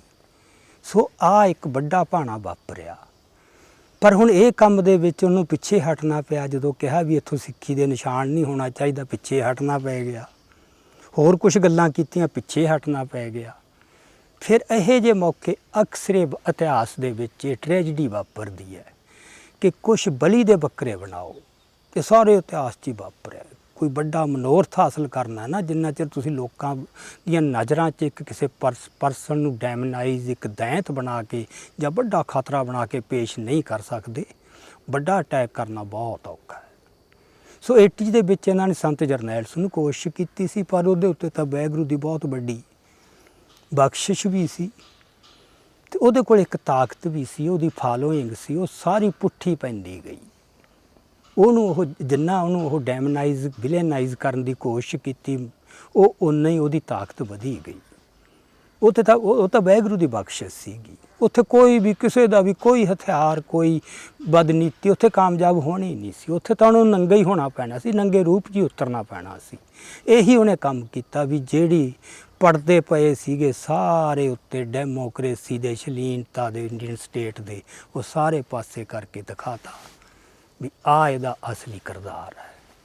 ਪਰ ਇੱਥੇ ਉਹਨਾਂ ਨੂੰ ਨਾ ਕੁਝ ਬੰਦੇ, 2 ਬੰਦੇ ਇਹੋ ਜਿਹੇ ਟੱਕਰ ਗਏ ਜਾਂ ਦਿਸ ਗਏ ਵੀ ਜਿਨ੍ਹਾਂ ਦਾ ਪਿਛੋਕੜ ਵਿਵਾਦਪੂਰਨ ਹੈ ਅਤੇ ਜਿਨ੍ਹਾਂ ਨੂੰ ਬੜੀ ਮੌਜ ਨਾਲ ਮਤਲਬ ਬਦਨਾਮ ਕੀਤਾ ਜਾ ਸਕਦਾ ਹੈ, ਅਤੇ ਉਹਨਾਂ ਨੂੰ ਇੱਕ ਬਣਾ ਕੇ ਵੀ ਜਿਹਨੂੰ ਡੀਮਨਸ ਕਹਿੰਦੇ ਹਾਂ ਅਸੀਂ, ਵੀ ਡੀਮਨਾਈਜ਼ ਕੀਤਾ ਜਾ ਸਕਦਾ ਉਹਨਾਂ ਨੂੰ, ਅਤੇ ਉਹਨਾਂ ਨੂੰ ਮਤਲਬ ਖਲਨਾਇਕ ਉਹਨਾਂ ਦੀਆਂ ਇੰਟੈਂਸ਼ਨਾਂ ਵੀ ਉਹ ਕੀ ਕਰਨਾ ਚਾਹੁੰਦੇ ਨੇ, ਉਹਦੇ ਵਿੱਚੋਂ ਦੀਪ ਸਿੱਧੂ 'ਤੇ ਵੱਧ ਹਮਲਾ ਤਾਂ ਹੋ ਗਿਆ ਕਿ ਕਿਉਂਕਿ ਉਹਦੀ ਇੱਕ ਬੀਜੇਪੀ ਦੇ ਇੱਕ ਆਗੂ ਨਾਲ ਨੇੜਤਾ ਰਹੀ। ਉਹਦੀ ਉਹ ਕੰਪੇਨ ਦੇ ਵਿੱਚ 20 ਦਿਨ ਲਾਏ। ਜਦੋਂ ਇੱਕ ਆਗੂ ਨਾਲ ਨੇੜਤਾ ਹੈ, ਸਨੀ ਦਿਓਲ ਨਾਲ ਨੇੜਤਾ ਹੈ, ਤਾਂ ਬਾਕੀਆਂ ਨਾਲ ਵੀ ਮੁਲਾਕਾਤਾਂ ਤਾਂ ਹੋਣਗੀਆਂ ਅਤੇ ਫੋਟੋਆਂ ਵੀ ਹੋਣਗੀਆਂ, ਇਕੱਠੇ ਖਾਣੇ ਵੀ ਖਾਣਗੇ, ਸਭ ਕੁਝ ਹੋਊ। ਉਹ ਬੜਾ ਸੌਖਾ ਸੀਗਾ ਵੀ ਉਹ ਕੱਢ ਲਿਆਓ, ਵੀ ਇਹ ਤਾਂ ਬਾੜੇ ਹੀ ਇਸ ਕਰਕੇ ਸੀ। ਹੁਣ ਜਦੋਂ ਇਹੋ ਜਿਹੀ ਨਫ਼ਰਤ ਭੜਕਾਈ ਜਾਂਦੀ ਹੈ, ਜਨੂੰਨ ਪੈਦਾ ਕੀਤਾ ਜਾਂਦਾ ਹੈ, ਉਦੋਂ ਬੰਦਾ ਰੈਸ਼ਨਲ ਨਹੀਂ ਰਹਿੰਦਾ। ਉਦੋਂ ਵੈਸੇ ਤਾਂ ਉਹਦੇ ਅੰਦਰ ਇਨਸਾਨ ਮਰ ਜਾਂਦਾ, ਉਦੋਂ ਤਾਂ ਹੈਵਾਨ ਉੱਠ ਖੜਦਾ ਉਹਦੇ ਅੰਦਰ। ਉਹਨੂੰ ਜੋ ਪ੍ਰਾਪੇਗੰਡਾ ਹੋ ਗਿਆ, ਜਿਹੋ ਜਿਹੀ ਜ਼ਹਿਰ ਭਰਤੀ, ਉਹਨੇ ਤਾਂ ਉਸ ਤਰ੍ਹਾਂ ਕੰਮ ਕਰਨਾ। ਉਹ ਤਾਂ ਆਪਦਾ ਤਾਂ ਉਹਦੇ 'ਤੇ ਕੋਈ ਕੰਟਰੋਲ ਹੀ ਨਹੀਂ ਹੁੰਦਾ। ਸੋ ਉਹ ਮਤਲਬ ਚਲਾਤਾ ਕਿ ਉਹ ਤਾਂ ਜੀ ਭੇਜੇ ਬੀਜੇਪੀ ਨੇ ਸੀਗਾ। ਉਦੋਂ ਫਿਰ ਉੱਥੇ ਤੱਥ ਦਾ, ਦਲੀਲ ਦਾ ਕੋਈ ਮਤਲਬ ਨਹੀਂ ਰਹਿ ਜਾਂਦਾ। ਕਿਸੇ ਨੇ ਨਾ ਇਹ ਸੋਚਿਆ ਵੀ ਜਦੋਂ ਕੋਈ ਪਾਰਟੀ ਕਿਸੇ ਲਹਿਰ ਨੂੰ ਢਾਹ ਲਾਉਣ ਵਾਸਤੇ ਆਪਦਾ ਬੰਦਾ ਭੇਜੂ, ਉਹ ਭੇਜੂ ਜਿਹੜਾ ਲੁਕਿਆ ਹੋਇਆ ਹੋਵੇ, ਜਿਹਨੂੰ ਕੋਈ ਜਾਣਦਾ ਨਾ ਹੋਵੇ ਵੀ ਜਿਹੜਾ ਤਾਂ ਬੀਜੇਪੀ ਦਾ ਹੈ। ਉਹ ਤਾਂ ਬਾਅਦ 'ਚ ਪਤਾ ਲੱਗੇ ਜਦੋਂ ਕੁਝ ਕਰ ਜੇ। ਅਤੇ ਜਿਹੜਾ ਇੰਨਾ ਓਪਨ ਹੈ, ਕੰਪੇਨ ਕਰਦਾ ਰਿਹਾ, ਜਿਹਨੇ ਕਦੇ ਲੁਕੋਇਆ ਵੀ ਨਹੀਂ, ਵੀ ਉਹਦੇ ਨਾਲ ਤੁਹਾਡੇ ਹੋਰ ਵਿਰੋਧ ਹੋ ਸਕਦੇ ਨੇ, ਵੀ ਇਹ ਕਿਵੇਂ ਹੈ। ਸੋ ਇਹ ਕਹਿ ਲਓ ਕਿ ਜਿਹੜੀ ਹੈਗੀ ਹੈ ਪ੍ਰਿਸ਼ਠ ਭੂਮੀ, ਇੱਕ ਪਿੜ ਤਿਆਰ ਹੋਇਆ ਇੱਕ ਵੱਡੇ ਹਮਲੇ ਦਾ, ਅਤੇ ਉਹਦੇ ਵਿੱਚ 2 ਬੰਦੇ ਬਲੀ ਦੇ ਬੱਕਰੇ ਬਣਾਏ ਗਏ, ਖਾਸ ਕਰਕੇ ਇਹ ਲੱਖਾ ਸਿਧਾਣਾ ਅਤੇ ਦੀਪ ਸਿੱਧੂ। ਪਰ ਦੀਪ ਸਿੱਧੂ ਤੇ ਮੇਨ ਉਹ ਈਜੀ ਟਾਰਗੇਟ ਸੀਗਾ ਆਪਦੇ ਉਹ ਪਿਛੋਕੜ ਕਰਕੇ, ਇਕੱਲਾ ਪਿਛੋਕੜ ਕਰਕੇ ਨਹੀਂ। ਉਹਨੇ ਪਿਛਲੇ 3-4 ਮਹੀਨਿਆਂ ਵਿੱਚ ਜੋ ਆਪਦੇ ਕੁਛ ਗੱਲਾਂ ਦਿਖਾਈਆਂ ਵੀ ਉਹ ਇੰਟੈਲੀਜੈਂਟ ਹੈ, ਅਤੇ ਉਹਦੇ ਕੋਲ ਇੱਕ ਬੋਲਣ ਦੀ ਕਲਾ ਹੈ ਅਤੇ ਬੜਾ ਸਮਝਦਾਰ ਹੈ, ਅਤੇ ਉਹ ਸਾਰੀਆਂ ਘਟਨਾਵਾਂ ਨੂੰ ਬੜੀ ਬਰੀਕੀ 'ਚ ਜਾ ਕੇ ਵੀ ਗੱਲ ਨੂੰ ਸਮਝ ਸਕਦਾ ਹੈ। ਅਤੇ ਉਹਨੇ ਇੱਕ ਨੈਰੇਟਿਵ ਸਿਰਜਿਆ ਬਹੁਤ ਵੱਡੀ ਪੱਧਰ ਦੇ ਉੱਤੇ ਕਿ ਇਸ ਗੌਰਮੈਂਟ ਦੇ, ਇਸ ਸਰਕਾਰ ਦੀਆਂ ਜਿਹੜੇ ਮਨਸੂਬੇ ਕੀ ਨੇ। ਤੁਸੀਂ ਉਹਦੀਆਂ ਸਪੀਚਾਂ ਸੁਣੋ ਵੀ ਸਾਰੀਆਂ ਉਹ ਘੱਟ ਗਿਣਤੀਆਂ ਅਤੇ ਹੋਰਨਾਂ ਵਰਗਾਂ ਨੂੰ ਵੀ ਉਹਦੇ ਵਿੱਚ ਉਹ ਸ਼ਾਮਲ ਕਰਦਾ ਰਿਹਾ, ਵੀ ਉਹਨਾਂ ਨਾਲ ਇਹ, ਅਤੇ ਉਹਨੇ ਜਿੰਨਾ ਪਰਸਪੈਕਟਿਵ ਉਭਾਰਿਆ ਉਹ ਕਿਤੇ ਵੀ ਇਕੱਲਾ ਸਿੱਖਾਂ ਤੱਕ ਸੀਮਿਤ ਨਹੀਂ। ਉਹਦੇ 'ਚ ਇਹ ਸੀ ਵੀ ਹਿੰਦੁਸਤਾਨ ਦੇ ਜਿਹੜਾ ਢਾਂਚਾ, ਇਹਦੀ ਰੀਸਟਰਕਚਰਿੰਗ ਹੋਵੇ, ਇਹਨੂੰ ਡੈਮੋਕਰੇਟਾਈਜ਼ ਕੀਤਾ ਜਾਵੇ, ਅਤੇ ਜਿਹਦੇ ਵਿੱਚ ਇਹ ਸੀ ਵੀ ਸੈਂਟਰ ਸਟੇਟ ਸੰਬੰਧਾਂ ਨੂੰ ਮੁੜ ਤੋਂ ਡਿਫਾਈਨ ਹੋਣ, ਇਹਦਾ ਫੈਡਰਲ ਜਿਹੜੀ ਹੈਗੀ ਰੂਹ ਉਹ ਇਹਦੇ ਵਿੱਚ ਭਰੀ ਜਾਵੇ, ਤਾਂ ਇਹ ਬਚਾਅ ਹੋਊਗਾ। ਨਹੀਂ ਇਹ ਸਭ ਕੁਛ ਨੂੰ ਹਜ਼ਮ ਕਰ ਜਾਣਗੇ। ਸਾਰਾ ਉਹ ਹੈ, ਪਰ ਕਿਸੇ ਨੇ ਨਹੀਂ ਦੇਖਣੀ ਇਹ ਗੱਲ। ਇੱਕ ਤਾਂ ਉਹਦਾ ਇਹ ਪੱਖ ਹੈ। ਇੱਕੋ ਜਿਹੜਾ ਐਡਾ ਟਾਰਗੇਟ ਬਣ ਗਿਆ, ਉਹਦੇ 'ਚ ਇਹ ਸੀ ਵੀ ਉਹਦੇ 'ਚ ਇੱਕ ਉਹਨੂੰ ਨੁਕਸ ਕਹਿ ਲਓ ਜਾਂ ਕੁਛ ਵੀ ਕਹਿ ਲਓ ਕਿ ਉਹ ਇੰਪਲਸਿਵ ਹੈ, ਨਿਰਸ਼ਲ ਹੈ। ਉਹ ਤੋਂ ਪਿਉਂਤ ਬਣਾ ਕੇ ਕੁਛ ਵੀ ਨਹੀਂ ਹੁੰਦਾ। ਇੰਪਲਸਿਵ ਬੰਦੇ ਤੋਂ ਪਿਉਂਤ ਬਣਾ ਕੇ ਕੁਛ ਵੀ ਨਹੀਂ ਹੁੰਦਾ। ਅਤੇ ਦੀਪ ਸਿੱਧੂ ਦਾ ਤਾਂ ਇਹ ਸੀ, ਉਹਨੂੰ ਤਾਂ ਇਸ ਗੱਲ ਨਾਲ ਨਫ਼ਰਤ ਸੀ ਵੀ ਤੁਸੀਂ ਕੋਈ ਵਿਉਂਤ ਬਣਾਓ ਅਤੇ ਫਿਰ ਉਹਨੂੰ ਅਮਲ 'ਚ ਲਿਆਉਣ ਵਾਸਤੇ ਤੁਸੀਂ ਲੋਕਾਂ ਨੂੰ ਵਰਤੋ। ਉਹ ਕਹਿੰਦਾ ਸੀ ਅਨਐਥੀਕਲ ਹੈ, ਇਹ ਹਿਊਮਨਿਸਟ ਨਹੀਂ। ਸੋ ਇਸ ਕਰਕੇ ਉਹਨੂੰ ਤਾਂ ਇਸ ਗੱਲ ਨਾਲ ਚਿੜ ਸੀਗੀ, ਅਤੇ ਉਹ ਤਾਂ ਇਹ ਸੀ ਵੀ ਜੋ ਕਰਦਾ ਸੀਗਾ ਇੰਪਲਸਿਵ ਸੀਗਾ। ਹੁਣ ਜਿਹੜੀ ਉਹਦੇ 'ਚ ਸਮਰੱਥਾ ਸੀ, ਉਸ 'ਚ ਬਹੁਤ ਧਿਰਾਂ ਤੇ ਵਿਅਕਤੀਆਂ 'ਚ ਲਾਲਸਾ ਜਾਗੀ ਪੋਲੀਟੀਕਲ 'ਚ ਵੀ ਅਸੀਂ ਇਹਨੂੰ ਆਪਦਾ ਟੂਲ ਜਾਂ ਵਹੀਕਲ ਬਣਾ ਕੇ ਆਪਦੇ ਪੋਲੀਟੀਕਲ ਜਿਹੜੀ ਹੈਗੀ ਸਾਡੀ ਪੋਲੀਟਿਕਸ ਜਾਂ ਪੋਲੀਟੀਕਲ ਇੰਟਰਸਟ ਉਹ ਐਡਵਾਂਸ ਕਰ ਲਈਏ ਜੇ ਕਿਤੇ। ਉਹ ਫਿਰ ਜਦੋਂ ਸ਼ੰਭੂ ਨੇ ਮੋਰਚਾ ਆਰੰਭ ਕੀਤਾ ਉਹਦੀ ਸਰਗਰਮ ਹੋ ਗਏ ਕਿ ਇਹਨੂੰ ਕਿਸ ਤਰ੍ਹਾਂ ਕਾਬੂ ਕਰਕੇ ਨਾ ਇਹਨੂੰ ਅਸੀਂ ਆਪਦੇ ਵਾਸਤੇ ਵਰਤ ਸਕੀਏ। ਆਪਦੀ ਪੋਲੀਟਿਕਸ ਨੂੰ ਐਡਵਾਂਸ ਕਰਨ ਵਾਸਤੇ ਦੀਪ ਸਿੱਧੂ ਨੂੰ ਵਹੀਕਲ ਜਾਂ ਟੂਲ ਬਣਾਉਣ ਦੀਆਂ ਇਹ ਤਾਂ ਮੈਂ ਤੁਹਾਨੂੰ 1.5 ਘੰਟਾ ਇਹ ਘਟਨਾਵਾਂ ਗਿਣਾ ਸਕਦਾ ਕਿਹਨੇ ਕੀਤੀ। ਉਹ ਜਿਹਦੇ ਵੀ ਸੱਟਾਂ ਵੱਜੀ ਗਈਆਂ ਉਹਦਾ ਦੁਸ਼ਮਣ ਬਣਦਾ ਗਿਆ। ਸੋ ਉਹਨੇ ਤਾਂ ਦੁਸ਼ਮਣਾਂ ਦੀਆਂ ਫੌਜਾਂ ਹੀ ਖੜੀਆਂ ਕੀਤੀਆਂ ਸਾਰੇ ਪੀੜ ਦੇ ਵਿੱਚ, ਆਪਦੀ ਮਾਸੂਮੀਅਤ 'ਚੋਂ, ਆਪਦੀ ਨਿਰਛਲਤਾ 'ਚੋਂ ਅਤੇ ਆਪਦੇ ਅਥਰੇਪਣ 'ਚੋਂ। ਸੋ ਇਸ ਕਰਕੇ ਉਹ 'ਤੇ ਹਮਲਾ ਕਰਨਾ ਤਾਂ ਬਹੁਤ ਸੌਖਾ ਸੀਗਾ ਅਤੇ ਉਹ ਉਹਦਾ ਵਿਕਟਮ ਬਣ ਗਿਆ। ਬਸ ਸਭ ਤੋਂ ਵਧੀਆ ਬਲੀ ਦਾ ਬੱਕਰਾ ਉਹ ਬਣ ਸਕਦਾ ਸੀਗਾ। ਲੱਖੇ ਸਿਧਾਣਾ ਉਸ ਹੱਦ ਤੱਕ ਨਹੀਂ ਸੀ ਬਣ ਸਕਦਾ ਕਿਉਂਕਿ ਉਹਦੇ ਵਿੱਚ ਉਹਦੇ ਇੱਕ ਡਿਫਰੈਂਟ ਸੀ, ਹੋਰ ਪਿਛੋਕੜ 'ਚੋਂ ਆਇਆ, ਉਹਦੀ ਜ਼ਿੰਦਗੀ ਦਾ ਹੋਰ ਤਰ੍ਹਾਂ ਰਿਹਾ। ਉਹਦੇ 'ਚ ਇੱਕ ਪ੍ਰੈਕਟੀਕਲ ਵਿਜ਼ਡਮ ਬੜੀ ਆ, ਉਹ ਸਭ ਕੁਝ ਉਹ ਪਲਾਨ ਕਰ ਸਕਦਾ, ਸੋਚ ਸਕਦਾ ਆਪਦਾ। ਇਸ ਕਰਕੇ ਉਹਨੂੰ ਟਾਰਗੇਟ ਤਾਂ ਬਣਾਇਆ ਕਿਉਂਕਿ ਉਹ ਲੈਫਟ ਨੂੰ ਖਤਰਾ ਸੀ। ਉਹ ਕਿਸੇ ਵੀ ਕਿਸਾਨ ਯੂਨੀਅਨ ਦੇ ਨੂੰ ਕੋਈ ਖਤਰਾ ਨਹੀਂ ਸੀ ਉਹਦਾ, ਉਹ ਤਾਂ ਉਹਨਾਂ ਨਾਲ ਰਲ ਕੇ ਚੱਲ ਰਿਹਾ ਸੀਗਾ। ਸੋ ਮੇਨਲੀ ਲੈਫਟ ਹੈ ਜਿੰਨਾ ਉਹਨਾਂ 'ਚ ਇਹ ਤੰਗ ਨਜ਼ਰੀ ਹੈ, ਜਿੰਨੀ ਅਸਹਿਣਸ਼ੀਲਤਾ ਹੈ ਅਤੇ ਜਿੰਨਾ ਉਹਦੇ 'ਚ ਉਹ ਹੈ ਅਤੇ ਉਹ ਫਿਰ ਮਤਲਬ ਉਹਨਾਂ ਨੇ ਇਹ ਕੀਤਾ। ਸੋ ਇਹ ਇੱਕ ਪਿਛੋਕੜ ਜਾਂ ਇੱਕ ਉਹ ਬੈਕਗਰਾਊਂਡ ਬਣੀ ਜਿਹਦੇ ਵਿੱਚੋਂ ਜਿਹੜਾ ਰਵੀ ਸਿੱਧੂ ਉਹ ਬਲੀ ਦਾ ਬੱਕਰਾ ਬਣ ਗਿਆ। ਉਹ 'ਚ ਬੜੀਆਂ ਤਾਕਤਾਂ, ਦੇਸ਼ ਭਰ ਦੇ ਰਾਸ਼ਟਰਵਾਦੀ, ਹਾਂ ਕੌਣ ਬਣੇ, ਸਾਰੇ ਦੇਸ਼ ਦੀ ਜਿਹੜੀ ਸਥਾਪਤੀ ਪੱਖੀ ਪੋਲੀਟੀਕਲ ਕਲਾਸ BJP ਤੋਂ ਲੈ ਕੇ ਆਪ ਤੱਕ ਸਾਰੇ ਨੇ ਉਹਦੇ 'ਚ। ਉਹ ਬੜਾ ਸਪੈਕਟਰਮ ਸਾਰਾ ਲੰਬਾ ਹੈਗਾ, ਵਿਸ਼ਾਲ ਹੈ ਉਹ। ਇਹ ਨੰਬਰ 1 ਪੋਲੀਟੀਕਲ ਕਲਾਸ, ਨੰਬਰ 2 ਦੇਸ਼ ਭਰ ਦਾ ਜਿਹੜਾ ਨੈਸ਼ਨਲਿਸਟ ਇੰਟਲੈਕਚੁਅਲ ਹੈ, ਤੀਜਾ ਦੇਸ਼ ਭਰ ਦਾ ਜਿਹੜਾ ਵੀ ਕੋਈ ਸੈਕੂਲਰਿਸਟ ਤੇ ਆਪਣਾ ਲੈਫਟਿਸਟ ਹੈ, ਚੌਥਾ ਜਿਹਦੇ ਅੰਦਰ ਵੀ ਉਹ ਜਲਨ ਪੈਦਾ ਕਰਦਾ ਤੁਰਿਆ ਗਿਆ, ਜਿਹਦੇ ਵੀ ਉਹਨੇ ਕੋਈ ਸੱਟ ਮਾਰਤੀ, ਜਿਹਦਾ ਉਹ ਵਾਹੀਕਲ ਨਹੀਂ ਬਣਿਆ, ਉਹ ਟੂਲ ਨਹੀਂ ਬਣਿਆ, ਜਿਹਨੂੰ ਉਹਨੇ ਲਾ ਕੇ ਪਾਸੇ ਸੁੱਟਤਾ, ਉਹਨਾਂ 'ਚ ਉਹ ਕ੍ਰੋਧ ਵੀ ਜਾਗ ਗਿਆ ਅਤੇ ਜਲਨ ਵੀ ਪੈਦਾ ਹੋਈ। ਸੋ ਉਹਨੇ ਤਾਂ ਉਹ ਇੰਨੇ ਦੁਸ਼ਮਣ ਬਣਾ ਲਏ ਅਤੇ ਉਹ ਪਿੱਛੇ ਹਟਦਾ ਨਹੀਂ ਸੀਗਾ, ਇਹ ਉਹਦੇ ਸੁਭਾਅ 'ਚ ਨਹੀਂ। ਸੋ ਉਹ ਇੰਪਲਸਿਵ ਹੈ, ਕੁਛ ਗੱਲਾਂ ਉਹ ਇਸ ਤਰ੍ਹਾਂ ਦੀਆਂ ਕਰਦਾ ਉਹ। ਸੋ ਇਸ ਕਰਕੇ ਬਾਅਦ ਲੋਕਾਂ ਨੇ ਵੀ ਉਹ ਆਹ ਕਰਨਾ ਚਾਹੁੰਦਾ ਸੀ, ਜਿਹੜਾ ਇਹ ਹੈ ਨਾ ਵੀ ਉਹਦੀਆਂ ਪੋਲੀਟੀਕਲ ਐਂਬੀਸ਼ਨ ਸੀ, ਉਹ ਪੋਲੀਟੀਕਲ ਧਿਰ ਬਣਾਉਣਾ ਚਾਹੁੰਦਾ ਸੀ। ਮੈਂ ਤਾਂ ਇਹਦਾ ਮਤਲਬ ਆਈ ਵਿਟਨੈਸ ਹਾਂ, ਉਹਦੇ ਨਾਲ ਮਤਲਬ ਗੱਲ ਕੀਤੀ ਗਈ, ਮੈਂ ਵੀ ਉਹਦੇ 'ਚ ਸ਼ਾਮਲ ਸੀਗਾ। ਅਤੇ ਇੱਕ ਨਵੀਂ ਸਮਝ ਉੱਭਰ ਕੇ ਆਈ ਸੀ ਜਿਹਦਾ ਮੇਨ ਮਨਧੀਰ ਸਿੰਘ ਹੈ, ਜਿਹਨੂੰ ਸਿੱਖ ਸਿਆਸਤ ਦਾ ਆਪਾਂ ਕਹਿ ਸਕਦੇ ਹਾਂ। ਉਹਨਾਂ ਨੇ ਮਤਲਬ ਇਹ ਲਿਆਂਦੀ ਸੀ ਵੀ ਇੱਥੇ ਜਿਹੜੀ ਪੋਲੀਟੀਕਲ ਬੰਦਿਆਂ ਦੀ ਐਂਬੀਸ਼ਨ ਹੈ ਉਹ ਤੁਸੀਂ ਰਿਐਲਿਟੀ ਨਾਲ ਜੋੜ ਕੇ ਦੇਖੋ, ਉਹ ਪੂਰੀ ਹੋਣੀ ਨਹੀਂ। ਇੱਥੇ ਤੁਹਾਨੂੰ ਸੂਬੇਦਾਰੀ ਬਣੀ, ਬਹੁਤ ਲੰਗੜੀ ਜੀ ਸੂਬੇਦਾਰੀ ਬਣੂ। ਕਿਉਂ ਐਵੇਂ ਭੱਜੇ ਫਿਰਦੇ ਹੋ ਲੰਗੋਟੇ ਕਸੀਂ, ਕਾਹਦੇ ਪਿੱਛੇ? ਸੋਚੋ, ਦੇਖੋ ਸਾਰੇ ਅਮਲ 'ਚੋਂ। ਪਰ ਨਹੀਂ ਹਟਦਾ ਹੁੰਦਾ, ਬੰਦੇ ਅੰਨੇ ਹੋਏ ਹੁੰਦੇ ਨੇ ਆਪਦੇ ਉਹਦੇ 'ਚ। ਅਤੇ ਦੀਪ ਦੀ ਪਹਿਲਾਂ ਇਹ ਸੀਗੀ ਕੁਛ ਕਿ ਉਹ ਐਂ ਨਹੀਂ ਕਿ ਉਹਦੇ 'ਚ ਲਾਲਸਾ ਸੀ, ਉਹਨੂੰ ਐਂ ਸੀ ਵੀ ਚੇਂਜ ਲਿਆਉਣੀ ਆ ਤਾਂ ਜ਼ਰੂਰੀ ਹੈ। ਸੋ ਇੱਕ ਆਈਡੀਆ ਲਿਆਂਦਾ ਗਿਆ, ਬੜਾ ਹੀ ਕ੍ਰੀਏਟਿਵ ਆਈਡੀਆ ਸੀ ਕਿ ਜਿਹੜੇ ਬੰਦੇ ਨੇ ਇਸ ਤਰ੍ਹਾਂ ਦਾ ਕੋਈ ਰੋਲ ਨਿਭਾਉਣਾ ਉਹ ਚੌਕੀਦਾਰ ਦਾ ਕੰਮ ਕਰੇ, ਉਹ ਸਿੱਧਾ ਕਿਸੇ ਉਸ ਧਿਰ ਦੇ ਵਿੱਚ ਨਾ ਆਵੇ ਸਿੱਧੇ ਰੂਪ 'ਚ, ਉਹ ਤਾਂ ਪਹਿਰੇਦਾਰੀ ਕਰੇ ਹਿੱਤਾਂ ਦੀ, ਪੰਜਾਬ ਦੇ ਅਤੇ ਮਾਨਵਤਾ ਦੇ, ਤਾਂ ਕਿ ਉਹ ਰਸਤੇ ਤੋਂ ਨਾ ਭਟਕੇ ਜਿਹੜੀ ਕੋਈ ਨਵੀਂ ਪੋਲੀਟੀਕਲ ਫੋਰਸ ਉੱਭਰੂਗੀ। ਸੋ ਉਹ ਤਾਂ ਉਹਦਾ ਬਣਿਆ। ਹੁਣ ਇਹਦੇ 'ਚ ਇੱਕ ਬੁਨਿਆਦੀ ਸੱਚ ਹੈ, ਮੈਂ ਬਹੁਤ ਹੀ ਬਰੀਫ 'ਚ ਗੱਲ ਕਰੂੰਗਾ ਕਿ ਜਿਹੜੇ ਬੰਦੇ ਦੀ ਪੋਲੀਟੀਕਲ ਸੋਚ ਹੈ ਜਾਂ ਪੋਲੀਟਿਕਸ ਨੂੰ ਲੈ ਕੇ ਚੱਲਦਾ ਹੈ, ਜਿਹਦੇ ਕੋਈ ਸਿਆਸੀ ਸਰੋਕਾਰ ਨਾ ਅਤੇ ਪਿੱਛੇ ਕੋਈ ਅਧਿਆਤਮਕ ਪ੍ਰੇਰਨਾ ਹੈ ਨਹੀਂ, ਉਹ ਨਿੱਜ ਤੋਂ ਉੱਪਰ ਨਹੀਂ ਉੱਠ ਸਕਦਾ। ਅਧਿਆਤਮਕ ਪ੍ਰੇਰਨਾ ਤੋਂ ਬਿਨਾਂ ਬੰਦਾ ਪੈਸੇ ਦਾ ਲਾਲਚ ਵੀ ਤਿਆਗ ਦੂਗਾ, ਕ੍ਰੋਧ ਵੀ ਤਿਆਗ ਦੂ, ਸੁਭਾਅ 'ਚ ਕਈਆਂ ਦੇ ਹੁੰਦਾ ਉਹਨੂੰ ਨਹੀਂ ਗੁੱਸਾ ਆਉਂਦਾ, ਮਤਲਬ ਉਹ ਵਿਕਾਰ ਮਨੋ ਵਿਕਾਰਾਂ, ਕਾਮ 'ਤੇ ਵੀ ਕਾਬੂ ਪਾ ਲੂ, ਉਹ ਨਿੱਜ ਨੂੰ ਨਹੀਂ ਕੱਢ ਸਕਦਾ ਉਹਦੇ ਵਿੱਚੋਂ। ਸੋ ਜਦੋਂ ਅਧਿਆਤਮਕ ਪ੍ਰੇਰਨਾ ਤੋਂ ਸੱਖਣੇ ਬੰਦੇ ਪੋਲੀਟਿਕਸ 'ਚ ਆਉਣ, ਕਹਿਣ ਨੂੰ ਜੋ ਮਰਜ਼ੀ ਕਹੀ ਜਾਣ, ਉਹਨਾਂ ਦੇ ਜਿਹੜੇ ਰਾਜਸੀ ਸਰੋਕਾਰ ਹੈ ਉਹ ਵੀ ਉਹਨਾਂ ਤੋਂ ਉਹ ਪਾਸੇ ਨਹੀਂ ਹੋ ਸਕਦੇ। ਸੋ ਇੱਕ ਮੌਕੇ ਦੇ ਉੱਤੇ ਦੀਪ ਸਿੱਧੂ ਨੂੰ ਇਸ ਨੈਰੇਟਿਵ ਦਾ, ਇਹ ਸੋਚ ਫੈਲਾਉਣ ਦਾ, ਲੋਕਾਂ 'ਚ ਪਾਪੂਲਰਾਈਜ਼ ਕਰਨ ਦਾ ਵਸੀਲਾ ਬਣਾਇਆ ਗਿਆ। ਤੇ ਉਹ ਬਣਿਆ ਆਪਦੀ ਇਮਾਨਦਾਰੀ ਨਾਲ। ਉਹਨੂੰ ਇਹ ਗੱਲ ਕਨਵਿੰਸ ਸੀਗੀ ਵੀ ਇਹ ਇੱਕ ਰਾਹ ਰੋਕਿਆ ਜਾ ਸਕਦਾ ਹੈ। ਪਰ ਜਿੱਥੇ ਪੋਲੀਟੀਕਲ ਹੋਵੇ, ਅਸੀਂ ਆਪਦੀ ਪੋਲੀਟਿਕਸ ਐਡਵਾਂਸ ਕਰਨੀ ਆ, ਪਿੱਛੇ ਰੀਅਲ ਅਧਿਆਤਮਿਕ ਪ੍ਰੇਰਨਾ ਕੋਈ ਨਹੀਂ, ਨਿੱਜ ਤੋਂ ਉੱਪਰ ਨਹੀਂ ਉੱਠਿਆ ਜਾਂਦਾ, ਪੋਲੀਟਿਕਸ ਨੂੰ ਧਰਮ ਦੇ ਅਧੀਨ ਨਹੀਂ ਕੀਤਾ ਜਾਂਦਾ, ਉੱਥੇ ਫਿਰ ਮੋਰੈਲਿਟੀ 'ਤੇ ਵੀ ਉਹਦਾ ਕਿਤੇ ਨਾ ਕਿਤੇ ਜਾ ਕੇ ਪਰਛਾਵਾਂ ਪੈ ਜਾਂਦਾ ਹੈ।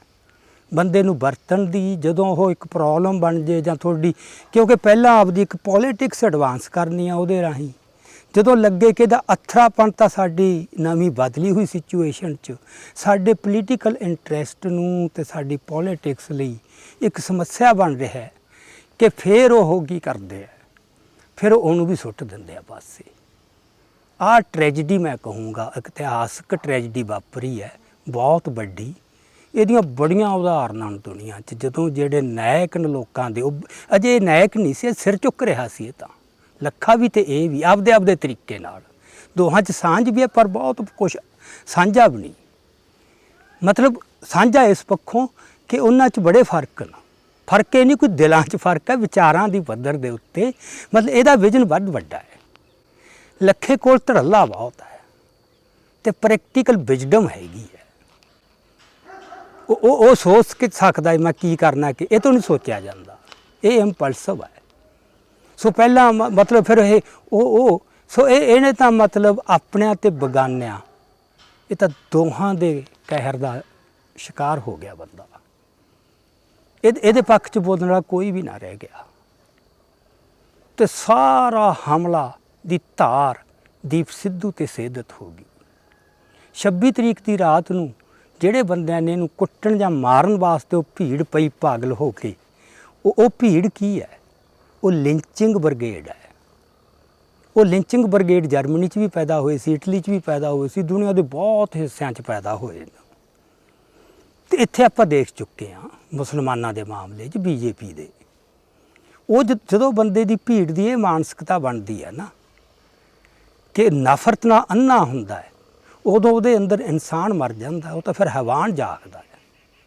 ਫਿਰ ਉਹ ਅੰਨਾ ਹੋ ਕੇ ਕੋਈ ਵੀ ਵੱਡੇ ਤੋਂ ਵੱਡਾ ਗੁਨਾਹ ਕਰ ਸਕਦਾ ਹੈ। ਉਹਨੂੰ ਉਦੋਂ ਕੋਈ ਪਤਾ ਨਹੀਂ, ਕੋਈ ਸੁੱਧ ਬੁੱਧ ਨਹੀਂ ਹੁੰਦੀ। ਇਹ ਅਸੀਂ 84 'ਚ ਦਿੱਲੀ ਦੀਆਂ ਗਲੀਆਂ ਤੇ ਵਿੱਚ ਦੇਖਿਆ, ਬਕਾਰੋ 'ਚ ਦੇਖਿਆ, ਕਾਨਪੁਰ ਦੇਖਿਆ ਤੇ ਹੋਰ ਕਿੰਨੇ ਥਾਵਾਂ ਤੇ ਹਿੰਦੁਸਤਾਨ ਦੇ ਚੱਪੇ ਚੱਪੇ ਤੇ 84 'ਚ ਅਸੀਂ ਖੁਦ ਦੇਖ ਚੁੱਕੇ ਹਾਂ। ਇੱਕ ਭੀੜਾਂ ਪਾਗਲ ਬਣਦੀਆਂ, ਜਿਹੜਾ ਬੰਦਾ ਹੈ ਇਨਸਾਨ ਹੈ ਹੈਵਾਨ ਬਣਦਾ ਤੇ ਕਿਹੋ ਜਿਹੇ ਗੁਨਾਹ ਕਰਦਾ।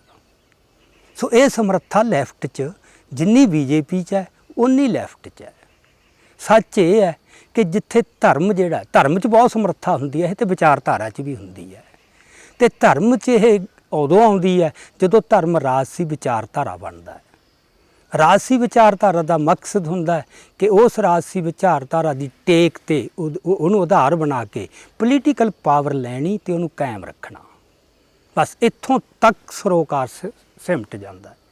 ਜੋ ਉਹਦੇ 'ਚ ਸਬਲਾਈਮ ਐਲੀਮੈਂਟ ਹੈ ਧਰਮ ਦਾ, ਜੋ ਵੱਡੇ ਮਾਨਵੀ ਜਾਂ ਇੱਕ ਬ੍ਰਹਿਮੰਡੀ ਕਾਇਨਾਤੀ ਸਰੋਕਾਰ ਹੈ, ਉਹ ਬਿਲਕੁਲ ਪਾਸੇ ਹੋ ਜਾਂਦੇ ਹੈ। ਧਰਮ ਕੋਈ ਵੀ ਹੈ ਜਦੋਂ ਰਾਜਸੀ ਵਿਚਾਰਧਾਰਾ ਬਣਦਾ, ਇਹ 'ਚ ਕੋਈ ਇਹ ਨਹੀਂ ਵੀ ਉਹਦੇ 'ਚ ਵੱਧ ਪੋਟੈਂਸ਼ੀਅਲ ਹੈ। ਇਹ ਠੀਕ ਹੈ ਕਿ ਹਿੰਦੂ ਧਰਮ 'ਚੋਂ ਵੱਧ ਪੋਟੈਂਸ਼ੀਅਲ ਹੈ, ਉਹਦੇ ਕੋਈ ਨਿਸ਼ਚਿਤ ਕਾਰਨ ਨੇ। ਮੈਂ ਕਿਸੇ ਈਰਖਾ ਜਾਂ ਪ੍ਰੈਜੂਡਿਸ 'ਚੋਂ ਨਹੀਂ, ਉਹ ਆਪਾਂ ਇਸ ਡਿਬੇਟ 'ਚ ਅੱਜ ਇੱਥੇ ਨਹੀਂ ਜਾਂਦੇ। ਸੋ ਉਹ ਤੇ ਲੈਫਟ ਦੀ ਵਿਚਾਰਧਾਰਾ 'ਚ ਇਹ ਅਥਾਹ ਸਮਰੱਥਾ ਸਾਰੀ ਦੁਨੀਆ 'ਚ ਦੇਖ ਲਿਆ ਜਿੱਥੇ ਪਾਵਰ 'ਚ ਆਏ ਨੇ, ਕਿ ਉਹ ਕਿਤੇ ਵੀ ਹਿਊਮਨਿਜ਼ਮ ਨਹੀਂ, ਉੱਥੇ ਇਨਸਾਨ ਮਰ ਜਾਂਦਾ। ਤਿੱਬਤ 'ਚ ਜੋ ਚੀਨ ਨੇ ਕੀਤਾ, ਬਾਕੀ ਰੂਸ 'ਚ ਤਾਂ ਕੋਈ ਅੰਤ ਹੀ ਕੋਈ ਨਹੀਂ। ਤੇ ਕਿਤੇ ਵੀ ਦੇਖ ਲਓ, ਇੱਥੇ ਅਸੀਂ ਉਹਦੇ ਦਰਸ਼ਨ ਕਰ ਰਹੇ ਹਾਂ। ਇਹ ਉਦਣ ਵਾਲੀਆਂ ਭੀੜਾਂ, ਇਹ ਲੈਫਟ ਵੱਲੋਂ ਇਨਸਾਨ ਨੂੰ ਹੈਵਾਨ ਕਿਵੇਂ ਬਣਾਉਣ ਦੀ ਸਮਰੱਥਾ, ਨਫ਼ਰਤ ਕਿੱਡੀ ਭੜਕਾਈ ਜਾ ਸਕਦੀ ਹੈ, ਬੰਦੇ ਨੂੰ ਕਿੱਡਾ ਵੱਡਾ ਦੁਸ਼ਮਣ ਬਣਾ ਕੇ ਸਾਹਮਣੇ ਪੇਸ਼ ਕੀਤਾ ਜਾ ਸਕਦਾ ਹੈ। ਲੋਕਾਂ ਦੇ ਅੰਦਰ ਜਿਹੜਾ ਮਤਲਬ ਲਿੰਚਿੰਗ ਭੀੜਾਂ ਬਣਾਉਣੀਆਂ, ਉਹਨਾਂ ਨੂੰ ਮਤਲਬ ਨਫ਼ਰਤ ਨਾਲ ਅੰਨੇ ਕਰ ਦੇਣਾ, ਪਾਗਲ ਕਰ ਦੇਣਾ, ਇਹ ਸਮਰੱਥਾ ਹਿੰਦੂ ਧਰਮ 'ਚ ਬਾਕੀ ਧਰਮਾਂ ਦੇ ਥੋੜ੍ਹੀ ਜਿਹੀ ਸ਼ਾਇਦ ਜ਼ਿਆਦਾ ਹੈ। ਪਰ ਇਹ ਕੋਈ ਐਡੀ ਗੱਲ ਬਣੀ, ਇਹ ਹੋਰਾਂ ਧਰਮਾਂ 'ਚ ਵੀ ਇਹ ਪ੍ਰਗਟ ਹੋਈ ਹੈ ਤੇ ਹੋ ਰਹੀ ਹੈ। ਸੋ ਉਹਦੇ 'ਚ ਗੱਲ ਇਹ ਹੁੰਦੀ ਹੈ ਕਿ ਜਦੋਂ ਕੋਈ ਧਰਮ ਜਿਹੜਾ ਨਾ, ਉਹ ਇੱਕ ਰਾਜਸੀ ਵਿਚਾਰਧਾਰਾ 'ਚ ਪਲਟ ਦਿੱਤਾ ਜਾਂਦਾ ਹੈ। ਰਾਜਸੀ ਵਿਚਾਰਧਾਰਾ ਕੀ ਹੁੰਦੀ ਹੈ ਕਿ ਤੁਸੀਂ ਉਸ ਵਿਚਾਰਧਾਰਾ ਦੇ ਆਸਰੇ ਸਟੇਟ ਪਾਵਰ ਹੱਥ 'ਚ ਲੈਣੀ ਹੈ, ਰਾਜ ਆਪਦੇ ਹੱਥ 'ਚ ਲੈਣਾ ਤੇ ਫਿਰ ਉਹਨੂੰ ਕਾਇਮ ਰੱਖਣਾ। ਕਾਂਗਰਸ ਨੇ ਜਾਂ ਭਾਰਤ ਦਾ ਜਿੰਨਾ ਵੀ ਇਹ ਵਰਗ ਹੈ ਹਾਕਮ, ਇਹਨਾਂ ਨੇ ਰਾਸ਼ਟਰਵਾਦ ਨੂੰ ਇੱਕ ਵਿਚਾਰਧਾਰਾ ਦੇ ਤੌਰ ਤੇ ਲਿਆ ਤੇ ਹਰ ਵਿਚਾਰਧਾਰਾ 'ਚ ਪੋਟੈਂਸ਼ੀਅਲ ਹੈ ਕਿ ਉਹ ਲੋਕਾਂ ਦੇ ਮਨਾਂ 'ਚ ਇੱਕ ਦੁਸ਼ਮਣ ਦਾ ਇਮੇਜ ਬਣਾ ਕੇ ਟਿਕ ਕੇ ਦੁਸ਼ਮਣ ਫਰਜ਼ੀ ਉਹਦੇ ਖਿਲਾਫ ਨਫ਼ਰਤ ਭੜਕਾ ਸਕਦੇ ਨੇ ਤੇ ਲੋਕਾਂ ਦੇ ਵਿਸ਼ਾਲ ਹਿੱਸਿਆਂ ਦੀ ਹਮਾਇਤ ਲੈ ਸਕਦੇ ਨੇ। ਸੋ ਹਰ ਰਾਜਸੀ ਵਿਚਾਰਧਾਰਾ 'ਚ ਜੇ ਸਿੱਖ ਧਰਮ ਨੂੰ ਕੋਈ ਰਾਜਸੀ ਵਿਚਾਰਧਾਰਾ ਬਣਾਉਂਦਾ ਉਹਦੇ 'ਚ ਵੀ ਇਹ ਪੋਟੈਂਸ਼ੀਅਲ ਆਊਗਾ। ਸੋ ਉਹਦੇ ਨਾਲ ਜਿਹੜਾ ਧਰਮ ਦਾ ਉਦਾਤ ਪੱਖ ਹੈ, ਸਬਲਾਈਮ ਐਲੀਮੈਂਟ, ਉਹ ਪਾਸੇ ਰਹਿ ਜਾਂਦਾ ਹੈ।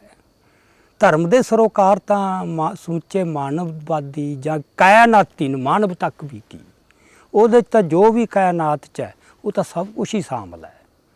ਉਹ ਜਿਹੜੀ ਹੈਗੀ ਹੈ ਨਾ, ਉਹ ਵਿਜ਼ਨ, ਉਹ ਦ੍ਰਿਸ਼ਟੀ, ਉਹ ਤਾਂ ਫਿਰ ਉਹ ਖਤਮ ਹੋ ਜਾਂਦੀ ਹੈ। ਫਿਰ ਤਾਂ ਬੰਦਾ ਬਹੁਤ ਨੈਰੋ, ਤੰਗ ਦਿਲ, ਅਸਹਿਣਸ਼ੀਲਤਾ ਤੇ ਨਫ਼ਰਤ ਨਾਲ ਮਤਲਬ ਡੰਗੇ ਹੀ ਰਹਿੰਦਾ ਹੈ। ਸੋ ਇਹ ਇੱਕ ਮਤਲਬ ਵਾਪਰਿਆ ਕਿ ਜਿਹੜਾ ਲੈਫਟ ਹੈ ਤੇ ਜਿਹੜਾ ਇਹ BJP ਜਾਂ ਹਿੰਦੂਤਵੀ ਐਲੀਮੈਂਟ ਹੈ, ਇਹ ਦੋ ਜਿਨ੍ਹਾਂ 'ਚ ਇੰਨੀ ਸਮਰੱਥਾ ਹੈ ਇਹ ਕਾਰੇ ਕਰਨ ਦੀ, ਕਿਉਂਕਿ ਕਮਿਊਨਿਸਟਾਂ ਨੇ ਤਾਂ ਸਾਰੀ ਦੁਨੀਆ ਤੇ ਦਿਖਾਇਆ ਜਿੱਥੇ ਵੀ ਪਾਵਰ ਹੱਥ 'ਚ ਆਈ ਹੈ ਉਹਨਾਂ ਨੇ ਕੀ ਕੀਤਾ, ਮਤਲਬ ਕਿੱਡੇ ਕਰੂਰ ਜ਼ੁਲਮ ਕਰ ਸਕਦੇ ਨੇ, ਕਿੰਨੇ ਕਠੋਰ ਹੋ ਸਕਦੇ ਨੇ ਇੱਕ ਖਤਰਾ ਖੜਾ ਕਰਕੇ। ਤੇ ਹਮੇਸ਼ਾ ਹੀ ਬੜੇ ਪਾਇਸ ਬਰਡਸ ਕਿ ਅਸੀਂ ਕੀ ਵਿਚਾਰ ਰਹੇ ਹਾਂ ਭਲਾ, ਉਹ ਬੜੇ ਸ਼ਬਦ ਇਹਨਾਂ ਕੋਲੇ, ਬੜੀ ਇਹਨਾਂ ਕੋਲੇ ਲਫਾਜੀ ਹੈ, ਉਹ ਕਲਾ ਬਹੁਤ ਹੈ ਇਹਨਾਂ ਕੋਲੇ ਭਾਸ਼ਣ ਦੀ। ਸੋ ਇਸ ਕਰਕੇ ਇਹ ਤਾਂ ਕਿਸੇ ਵੀ ਕ੍ਰਾਈਮ ਕਰਨ ਵਾਲਾ ਕਾਮਯਾਬ ਉਹ ਹੈ ਜਿਹੜਾ ਉੱਥੇ ਪਰਦਾ ਪਾ ਜੇ ਤੇ ਇੱਕ ਵੱਡੇ ਜੁਰਮ ਨੂੰ ਮਾਨਵਵਾਦੀ ਕਰਮ ਬਣਾ ਕੇ ਪੇਸ਼ ਕਰਦੇ। ਉਹ ਲੈਫਟ 'ਚ ਜਿੰਨੀ ਸਮਰੱਥਾ ਹੈ ਉਹ ਹੋਰ ਕਿਸੇ 'ਚ ਨਹੀਂ। ਸੋ ਇਸ ਕਰਕੇ ਹੁਣ ਸਿੱਖਾਂ ਸਾਹਮਣੇ ਪ੍ਰੋਬਲਮ ਇਹ ਆ ਗਈ ਹੈ ਕਿ ਦੋ ਵੱਡੀਆਂ ਧਰਾਵਾਂ, ਇੱਕ ਹਿੰਦੂਤਵੀ ਤੇ ਇੱਕ ਲੈਫਟ, ਜਿਨ੍ਹਾਂ ਦੋਹਾਂ 'ਚ ਹੀ ਅਥਾਹ ਸਮਰੱਥਾ ਹੈ ਲੋਕਾਂ ਦੇ ਅੰਦਰ ਨਫ਼ਰਤ, ਅਸਹਿਣਸ਼ੀਲਤਾ ਭੜਕਾਉਣ ਦੀ, ਉਹ ਸਿੱਖਾਂ ਦੇ ਖਿਲਾਫ ਇਕੱਠੇ ਹੋ ਗਏ। ਸੋ ਉਹਦੀ ਇੱਕ ਝਲਕ ਮਤਲਬ ਉਹ ਦਿਖਾਈ ਆ ਉਹਨਾਂ ਨੇ ਦੀਪ ਦੇ ਮਾਮਲੇ 'ਚ ਤੇ ਇਸ ਅੰਦੋਲਨ ਦੌਰਾਨ, ਤੇ ਉਹਦਾ ਟੂਲ ਬਣ ਗਏ, ਮੈਨੀਪੂਲੇਟ ਕਰ ਲਏ ਉਹਨਾਂ ਨੇ ਜਿਹੜਾ ਨੌਨ ਲੈਫਟ ਸਿੱਖ ਜਾਂ ਜਿਹੜੀਆਂ ਨੌਨ ਲੈਫਟ ਕਿਸਾਨ ਯੂਨੀਅਨਾਂ ਨੂੰ। ਸੋ ਜਿਹੜਾ ਪੋਲੀਟੀਕਲ ਸਰੋਕਾਰ ਹੈ ਨਾ, ਉਹਦੇ 'ਚ ਕਿਸੇ ਦੀ ਪੋਲੀਟੀਕਲ ਪੋਜੀਸ਼ਨਾਂ ਜਿੰਨੀਆਂ ਮਰਜ਼ੀ ਸ਼ਾਰਪ ਹੋਣ, ਕਿਸਾਨ ਯੂਨੀਅਨ ਕੋਈ ਜਿਹੜੀਆਂ ਜਿਵੇਂ ਸੁਰਜੀਤ ਫੂਲ ਹੈ, ਕ੍ਰਾਂਤੀਕਾਰੀ ਕਿਸਾਨ ਯੂਨੀਅਨ ਦਾ ਆਪਾਂ ਲਈਏ, ਮਤਲਬ ਉਹਦੀਆਂ ਪੋਜੀਸ਼ਨਾਂ ਉਂਝ ਬੜੀਆਂ, ਉਸ ਸਟੇਟ ਨਾਲ ਕੋਈ ਸਮਝੌਤਾ ਨਹੀਂ ਕਰਨਾ, ਉਹ ਖੁਦ ਸ਼ਿਕਾਰ ਹੋ ਰਹੇ ਨੇ, ਉਹ ਤਾਂ ਇੰਨੀ ਵਾਰ ਕੇਸ ਬਣੇ ਨੇ, ਉਹ ਕੁੱਟ ਖਾਧੀ ਆ ਉਹਨੇ, ਪਰ ਸਭ ਤੋਂ ਵੱਧ ਨਫ਼ਰਤ ਜਿਹੜੀ ਉਗਲੀ ਦੀਪ ਸਿੱਧੂ ਦੇ ਖਿਲਾਫ, ਉਹ ਉਹਨੇ ਉਗਲੀ, ਕਿਉਂਕਿ ਇੱਕ ਅਸਹਿਣਸ਼ੀਲਤਾ, ਇੱਕ ਖਤਰਾ ਦਿਸਦਾ ਹੈ ਕਿ ਸਾਡੇ ਸਪੇਸ ਨੂੰ ਕੋਈ ਹੋਰ ਨਾ ਆ ਕੇ ਮੱਲ ਲੇ। ਇਹ ਵੈਸਟਡ ਇੰਟਰਸਟ ਇੱਕ ਮਲਕੀਅਤ ਬਣ ਜਾਂਦੀ ਹੈ, ਜਥੇਬੰਦੀ ਵੀ ਤੇ ਲਹਿਰ ਵੀ ਬੰਦੇ ਦੀ ਬਿਲਕੁਲ ਨਿੱਜੀ ਜਿਵੇਂ ਹੁੰਦਾ। ਉਹ ਰੁਤਬਾ ਹੀ ਐਡਾ, ਪ੍ਰਧਾਨ ਜੀ ਜਿਹੜਾ ਕਹਾਉਣਾ ਨਾ, ਇਹ ਭੁੱਸ ਬਹੁਤ ਹੀ ਹੈਗਾ ਜਦੋਂ ਬੰਦੇ ਨੂੰ ਪ੍ਰਧਾਨ ਵਾਲੀ ਪੋਜੀਸ਼ਨ ਕਿਤੇ ਖੁੱਸਦੀ ਜਾਂਦੀ ਹੈ। ਸੋ ਇਹਦੇ ਵਿੱਚ ਮੇਨ ਵਿਕਟਮ ਜਾਂ ਇਹ ਕਹਿ ਲਓ ਸ਼ਿਕਾਰ ਬਣਿਆ ਜਿਹੜਾ ਜਗਜੀਤ ਸਿੰਘ ਡੱਲੇਵਾਲ, ਇੰਨਾ ਨੇਕ ਬੰਦਾ ਹੈ ਪਰ ਕੋਈ ਵੀ ਪੋਲੀਟੀਕਲ ਦ੍ਰਿਸ਼ਟੀ ਨਹੀਂ, ਨੇਤਰ ਹੁੰਦੇ ਹੋਏ ਵੀ ਨੇਤਰਹੀਨ ਹੋ ਜਾਂਦਾ ਉਦੋਂ ਬੰਦਾ, ਉਹਨੂੰ ਦਿਸਦਾ ਨਹੀਂ ਕੁਛ, ਮੈਨੂੰ ਕੌਣ ਮੈਨੀਪੂਲੇਟ ਕਰ ਗਿਆ। ਸੋ ਜੋਗਿੰਦਰ ਯਾਦਵ ਨੇ ਆ ਇੱਕ ਬਹੁਤ ਵੱਡੀ ਕਰੂਰ ਸ਼ਰਾਰਤ ਕਰ ਗਿਆ ਆਪਦੀ ਸਿੱਖ ਦੁਸ਼ਮਣੀ ਚੋਂ, ਆਪਦੇ ਸੈਕੂਲਰਿਜ਼ਮ ਚੋਂ। ਸੋ ਇਹ ਹੁਣ ਸਾਡਾ ਵੀ ਸਿੱਖਾਂ ਦੇ ਸਾਹਮਣੇ ਅੱਜ ਆਹ ਹਾਲਤ ਹੋ ਗਈ। ਕਹਿਣ ਨੂੰ ਇਹ ਕਹਿਣਗੇ ਅਸੀਂ ਖਾਲਿਸਤਾਨੀਆਂ ਤੇ ਹਮਲੇ ਕਰਦੇ ਹਾਂ, ਐਕਚੁਅਲੀ ਸਿੱਖਾਂ 'ਚੋਂ ਉਹਨਾਂ ਨੂੰ ਟਾਰਗੇਟ ਕਰਨਗੇ ਜਿਹੜੇ RSS ਦੀ ਸਿੱਖਾਂ ਨੂੰ ਆਪਦੇ ਅੰਦਰ ਜਜ਼ਬ ਕਰਨ ਦੀ ਜਿਹੜਾ ਏਜੰਡਾ ਉਹਦੇ ਖਿਲਾਫ ਖੜ੍ਹਦੇ ਨੇ, ਉਹਨਾਂ 'ਤੇ ਚੁਣਵਾਂ ਅਟੈਕ ਕੀਤਾ ਜਾਊ। ਸ਼ੁਰੂ ਦੀਪ ਤੋਂ ਹੋ ਗਿਆ ਜਾਂ ਲੱਖੇ ਤੋਂ ਹੋਇਆ, ਇਹ ਉੱਥੋਂ ਤੱਕ ਨਹੀਂ ਰਹਿਣਾ, ਇਹਦਾ ਦਾਇਰਾ ਵੱਧਦਾ ਤੁਰਿਆ ਜਾਊ। ਇਹ 'ਚ ਦੇਖੀ ਹੋਰ ਸ਼ਾਮਲ ਕਰਦੇ ਕਰਦੇ ਕਿੱਥੋਂ ਤੱਕ ਪਹੁੰਚ ਗਏ। ਸੋ ਇਸ ਗੱਲ ਵਾਸਤੇ ਸਿੱਖਾਂ ਨੂੰ ਤਿਆਰ ਰਹਿਣਾ ਚਾਹੀਦਾ, ਪਰ ਉਹ ਮਨ 'ਚ ਕੋਈ ਨਫ਼ਰਤ ਨਾ ਲਿਆਉਣ। ਬਹੁਤ ਕੁਛ ਚੱਲਣਾ ਪੈਣਾ। ਇਹ ਜਿਹੜਾ ਚੱਲਣਾ ਕਿਤੇ ਵੀ ਨਾ ਹਿੰਸਕ ਹੋਣਾ, ਨਾ ਕਿਸੇ ਨੇ ਹਥਿਆਰ ਚੁੱਕਣੇ ਨੇ। ਮੈਨੂੰ ਪੱਕਾ ਪਤਾ ਹੈ ਹੁਣ ਸਿੱਖ ਦੇ ਵਿੱਚ ਬਹੁਤ ਫਰਕ ਪਿਆ ਹੈ। ਗੁਰੂ ਦੀ ਬੜੀ ਮਿਹਰ ਹੋਈ ਹੈ, ਗੁਰੂ ਦੇ ਬਹੁਤ ਨੇੜੇ ਹੋਇਆ, ਜਿਹੜਾ ਜਜ਼ਬਾ ਪ੍ਰਗਟ ਹੋਇਆ। ਹੁਣ ਇਹ ਦੋਨੋਂ ਬੰਦੇ ਜਿਹੜੇ ਨਾਇਕ ਦੇ ਇੱਕ ਲੱਛਣ ਦਿਖਾ ਰਹੇ ਨੇ ਜਾਂ ਉੱਭਰ ਕੇ, ਨਾਇਕ ਨਾ ਕਹੀਏ, ਪਾਪੂਲੈਰਿਟੀ ਜਿੰਨੀ ਹੋਈ ਹੈ, ਉਹ ਦੋਨੇ ਸਿੱਖੀ ਸਰੂਪ ਵਾਲੇ ਨਹੀਂ। ਸੋ ਇਹਨਾਂ ਗੱਲਾਂ 'ਚ ਵੀ ਮਤਲਬ ਵੀ ਇਹ ਕੋਈ ਹੋਰ ਗੱਲ ਵਾਪਰ ਰਹੀ ਹੈ ਕਿਤੇ, ਗੁਰੂ ਦੀ ਜਿਹੜੀ ਹੈਗੀ ਨਾ ਯਾਦ ਉਹ ਮੁੜ ਕੇ ਮਤਲਬ ਲੋਕਾਂ ਦੇ ਮਨਾਂ 'ਚ ਪੈਦਾ ਹੋਵੇ। ਤੇ ਇਹਨੇ ਸਿੱਖਾਂ ਨੂੰ ਬਚਾਉਣਾ ਹੈ। ਹੋਣਗੇ ਪਤਾ ਨਹੀਂ ਅਗਲੇ ਕੌਣ ਬੰਦੇ ਨੇ ਜਿਹੜੇ ਜੇਲ੍ਹਾਂ 'ਚ ਜਾਣਗੇ, ਜਿਨ੍ਹਾਂ 'ਤੇ ਜ਼ਬਰ ਹੋਊਗਾ। ਉਹ ਕੋਈ ਵੀ ਅਜੇ ਘੇਰਾ ਉਹਦਾ ਵਧਣਾ ਹੈ, ਪਰ ਸਿੱਖਾਂ ਨੂੰ ਤਿਆਰ ਰਹਿਣਾ ਚਾਹੀਦਾ ਹੈ। ਕੋਈ ਗੱਲ ਨਹੀਂ, ਇਹ ਪਹਿਲਾ ਮੌਕਾ ਨਹੀਂ। ਸਬਰ ਰੱਖੋ, ਸਿਦਕ। ਹਰਿੰਦਰ ਸਿੰਘ ਮਹਿਬੂਬ ਨੇ ਕਿਹਾ ਕਿ ਸਿਦਕ ਦੇ ਰਾਹ ਆਬਾਦ ਰਹਿਣੇ ਚਾਹੀਦੇ ਨੇ। ਜੇ ਸਿਦਕ ਦੇ ਰਾਹ ਆਬਾਦ ਹਨ, ਫਿਰ ਮਿੱਟੀ ਦੇ ਕਣਾਂ 'ਚੋਂ ਵੀ ਖਾਲਸਾ ਪ੍ਰਗਟ ਹੋ ਜੂ। ਖਾਲਸਾ ਆਪਦੀ ਰਾਖ 'ਚੋਂ ਵੀ ਪ੍ਰਗਟ ਹੁੰਦਾ। ਕਖਨੂ ਸਾਨੂੰ ਬਾਰ ਦਿਖਾਇਆ। ਬੜੇ ਆਏ ਨੇ ਵੀ ਪੰਜਾਬ ਦੀ ਧਰਤੀ ਤੋਂ ਜਿਹੜੀ ਗੁਰੂ ਜੜ ਲਾ ਗਏ ਗੁਰਮਤਿ ਚਿੰਤਨ ਦੀ, ਉਹ ਪੁੱਟ ਦਿੱਤੀ ਜਾਵੇ। ਬਹੁਤ ਆਏ, ਬੜੇ ਯਤਨ ਹੋਏ, ਪਰ ਉਹ ਆਪ ਸਾਰੇ ਜਿਹੜੇ ਪੁੱਟਣ ਆਏ ਸੀ, ਉਹ ਆਪ ਹੀ ਉਹਨਾਂ ਦੀਆਂ ਜੜ੍ਹਾਂ ਪੁੱਟੀਆਂ ਗਈਆਂ। ਕਿੱਡੀਆਂ ਸਲਤਨਤਾਂ, ਕਿਹੜੇ ਤਖਤ, ਕਿੰਨੀਆਂ ਸ਼ਾਨੋ ਸ਼ੌਕਤਾਂ ਕਿਧਰੇ ਗਈਆਂ, ਤੇ ਲੈਫਟ ਤੱਕ ਕਿਸੇ ਵੀ ਬਾਗ ਦੀ ਮੂਲੀ ਨਹੀਂ। ਸੋ ਹੁਣ ਜਿਹੜੀ ਹਿੰਦੂਤਵੀ ਸਟੇਟ ਹੈ, ਉਹਦੀ ਪਾਲਿਸੀ ਇਹ ਹੈ ਵੀ ਇੱਥੇ ਮਾਰਕਸੀ ਚਿੰਤਨ ਦੀ ਤੇ ਈਸਾਈ ਧਰਮ ਦੀ ਜੜ ਲਾਈ ਜਾਵੇ, ਜਿਹੜੇ ਸਿੱਖੀ ਦੀ ਜੜ ਨੂੰ ਖਤਮ ਕਰ ਸਕਣ। ਤੇ ਜਿਹੜੀ ਇਹਨਾਂ ਦੀ ਜੜ ਹੈ, ਉਹ ਤਾਂ ਵੱਟ ਤੇ ਮੂਲੀਆਂ ਜਿਵੇਂ ਪੁੱਟੀ ਦੀਆਂ, ਉਹ ਤਾਂ ਐਂ ਪੁੱਟ ਸੁੱਟ ਦੇਣਗੇ। ਖੈਰ ਇਹਨਾਂ ਨਾਲ ਵੀ ਨਹੀਂ ਵਾਪਰਨੀ। ਮੈਂ ਅੱਜ ਕਹਿਣਾ, ਇਹਨੂੰ 20 ਸਾਲ ਲੱਗ ਜਾਣ, 30-50 ਲੱਗ ਜਾਣ, ਇਹ ਨੋਟ ਕਰ ਲੈਣੀ ਚਾਹੀਦੀ ਹੈ। ਜੋ ਅੱਜ ਸਾਡੇ ਨਾਲ ਕਰ ਰਹੇ ਹੋ, 80 'ਚ ਵੀ ਕੀਤਾ ਤੁਸੀਂ ਸਰਕਾਰੀ ਸਰਪ੍ਰਸਤੀ ਨਾਲ। ਉਸੇ ਸਰਕਾਰ ਨੇ, ਉਸੇ ਰਾਜ ਨੇ ਇਦੋਂ ਵੀ ਭੈੜੀ ਤਰ੍ਹਾਂ ਤੁਹਾਨੂੰ ਕਰਨਾ ਹੈ, ਤੇ ਉਦੋਂ ਤੁਹਾਡੇ ਪੱਖ 'ਚ ਬੋਲਣ ਵਾਲਾ ਕੋਈ ਵੀ ਨਹੀਂ ਹੋਣਾ। ਅੱਜ ਤਾਂ ਅਸੀਂ ਜਿਹੜੇ ਵਿਜ਼ਨ ਲੈ ਕੇ ਚੱਲਦੇ ਹਾਂ, ਜਿਹੜੇ ਇੱਕ ਐਡੀ ਫਰਾਖਤ ਲਈ ਲੈ ਕੇ ਚੱਲਦੇ ਹਾਂ ਵੀ ਜ਼ਬਰ ਕਿਸੇ 'ਤੇ ਵੀ ਹੋਵੇ, ਉਹ ਸਾਡਾ ਹੀ ਹੈ। ਸੋ ਇਹ ਹੈ, ਤਿਆਰ ਰਹੋ, ਡੋਲਣਾ ਨਹੀਂ। ਸਿੱਖ 'ਚ ਬਹੁਤ ਕੁਛ ਆ ਗਿਆ, ਬੜਾ ਭਰੋਸਾ ਆ ਗਿਆ ਗੁਰੂ ਦੇ ਵਿੱਚ। ਸੋ ਇੰਨੀਆਂ ਕੁਝ ਵਿਚਾਰਾਂ ਸੀਗਾ। ਫਿਰ ਜੇ ਮੌਕਾ ਮਿਲਿਆ ਫਿਰ ਕਰਾਂਗੇ। ਸੋ ਵਾਹਿਗੁਰੂ ਜੀ ਕਾ ਖਾਲਸਾ, ਵਾਹਿਗੁਰੂ ਜੀ ਕੀ ਫਤਿਹ।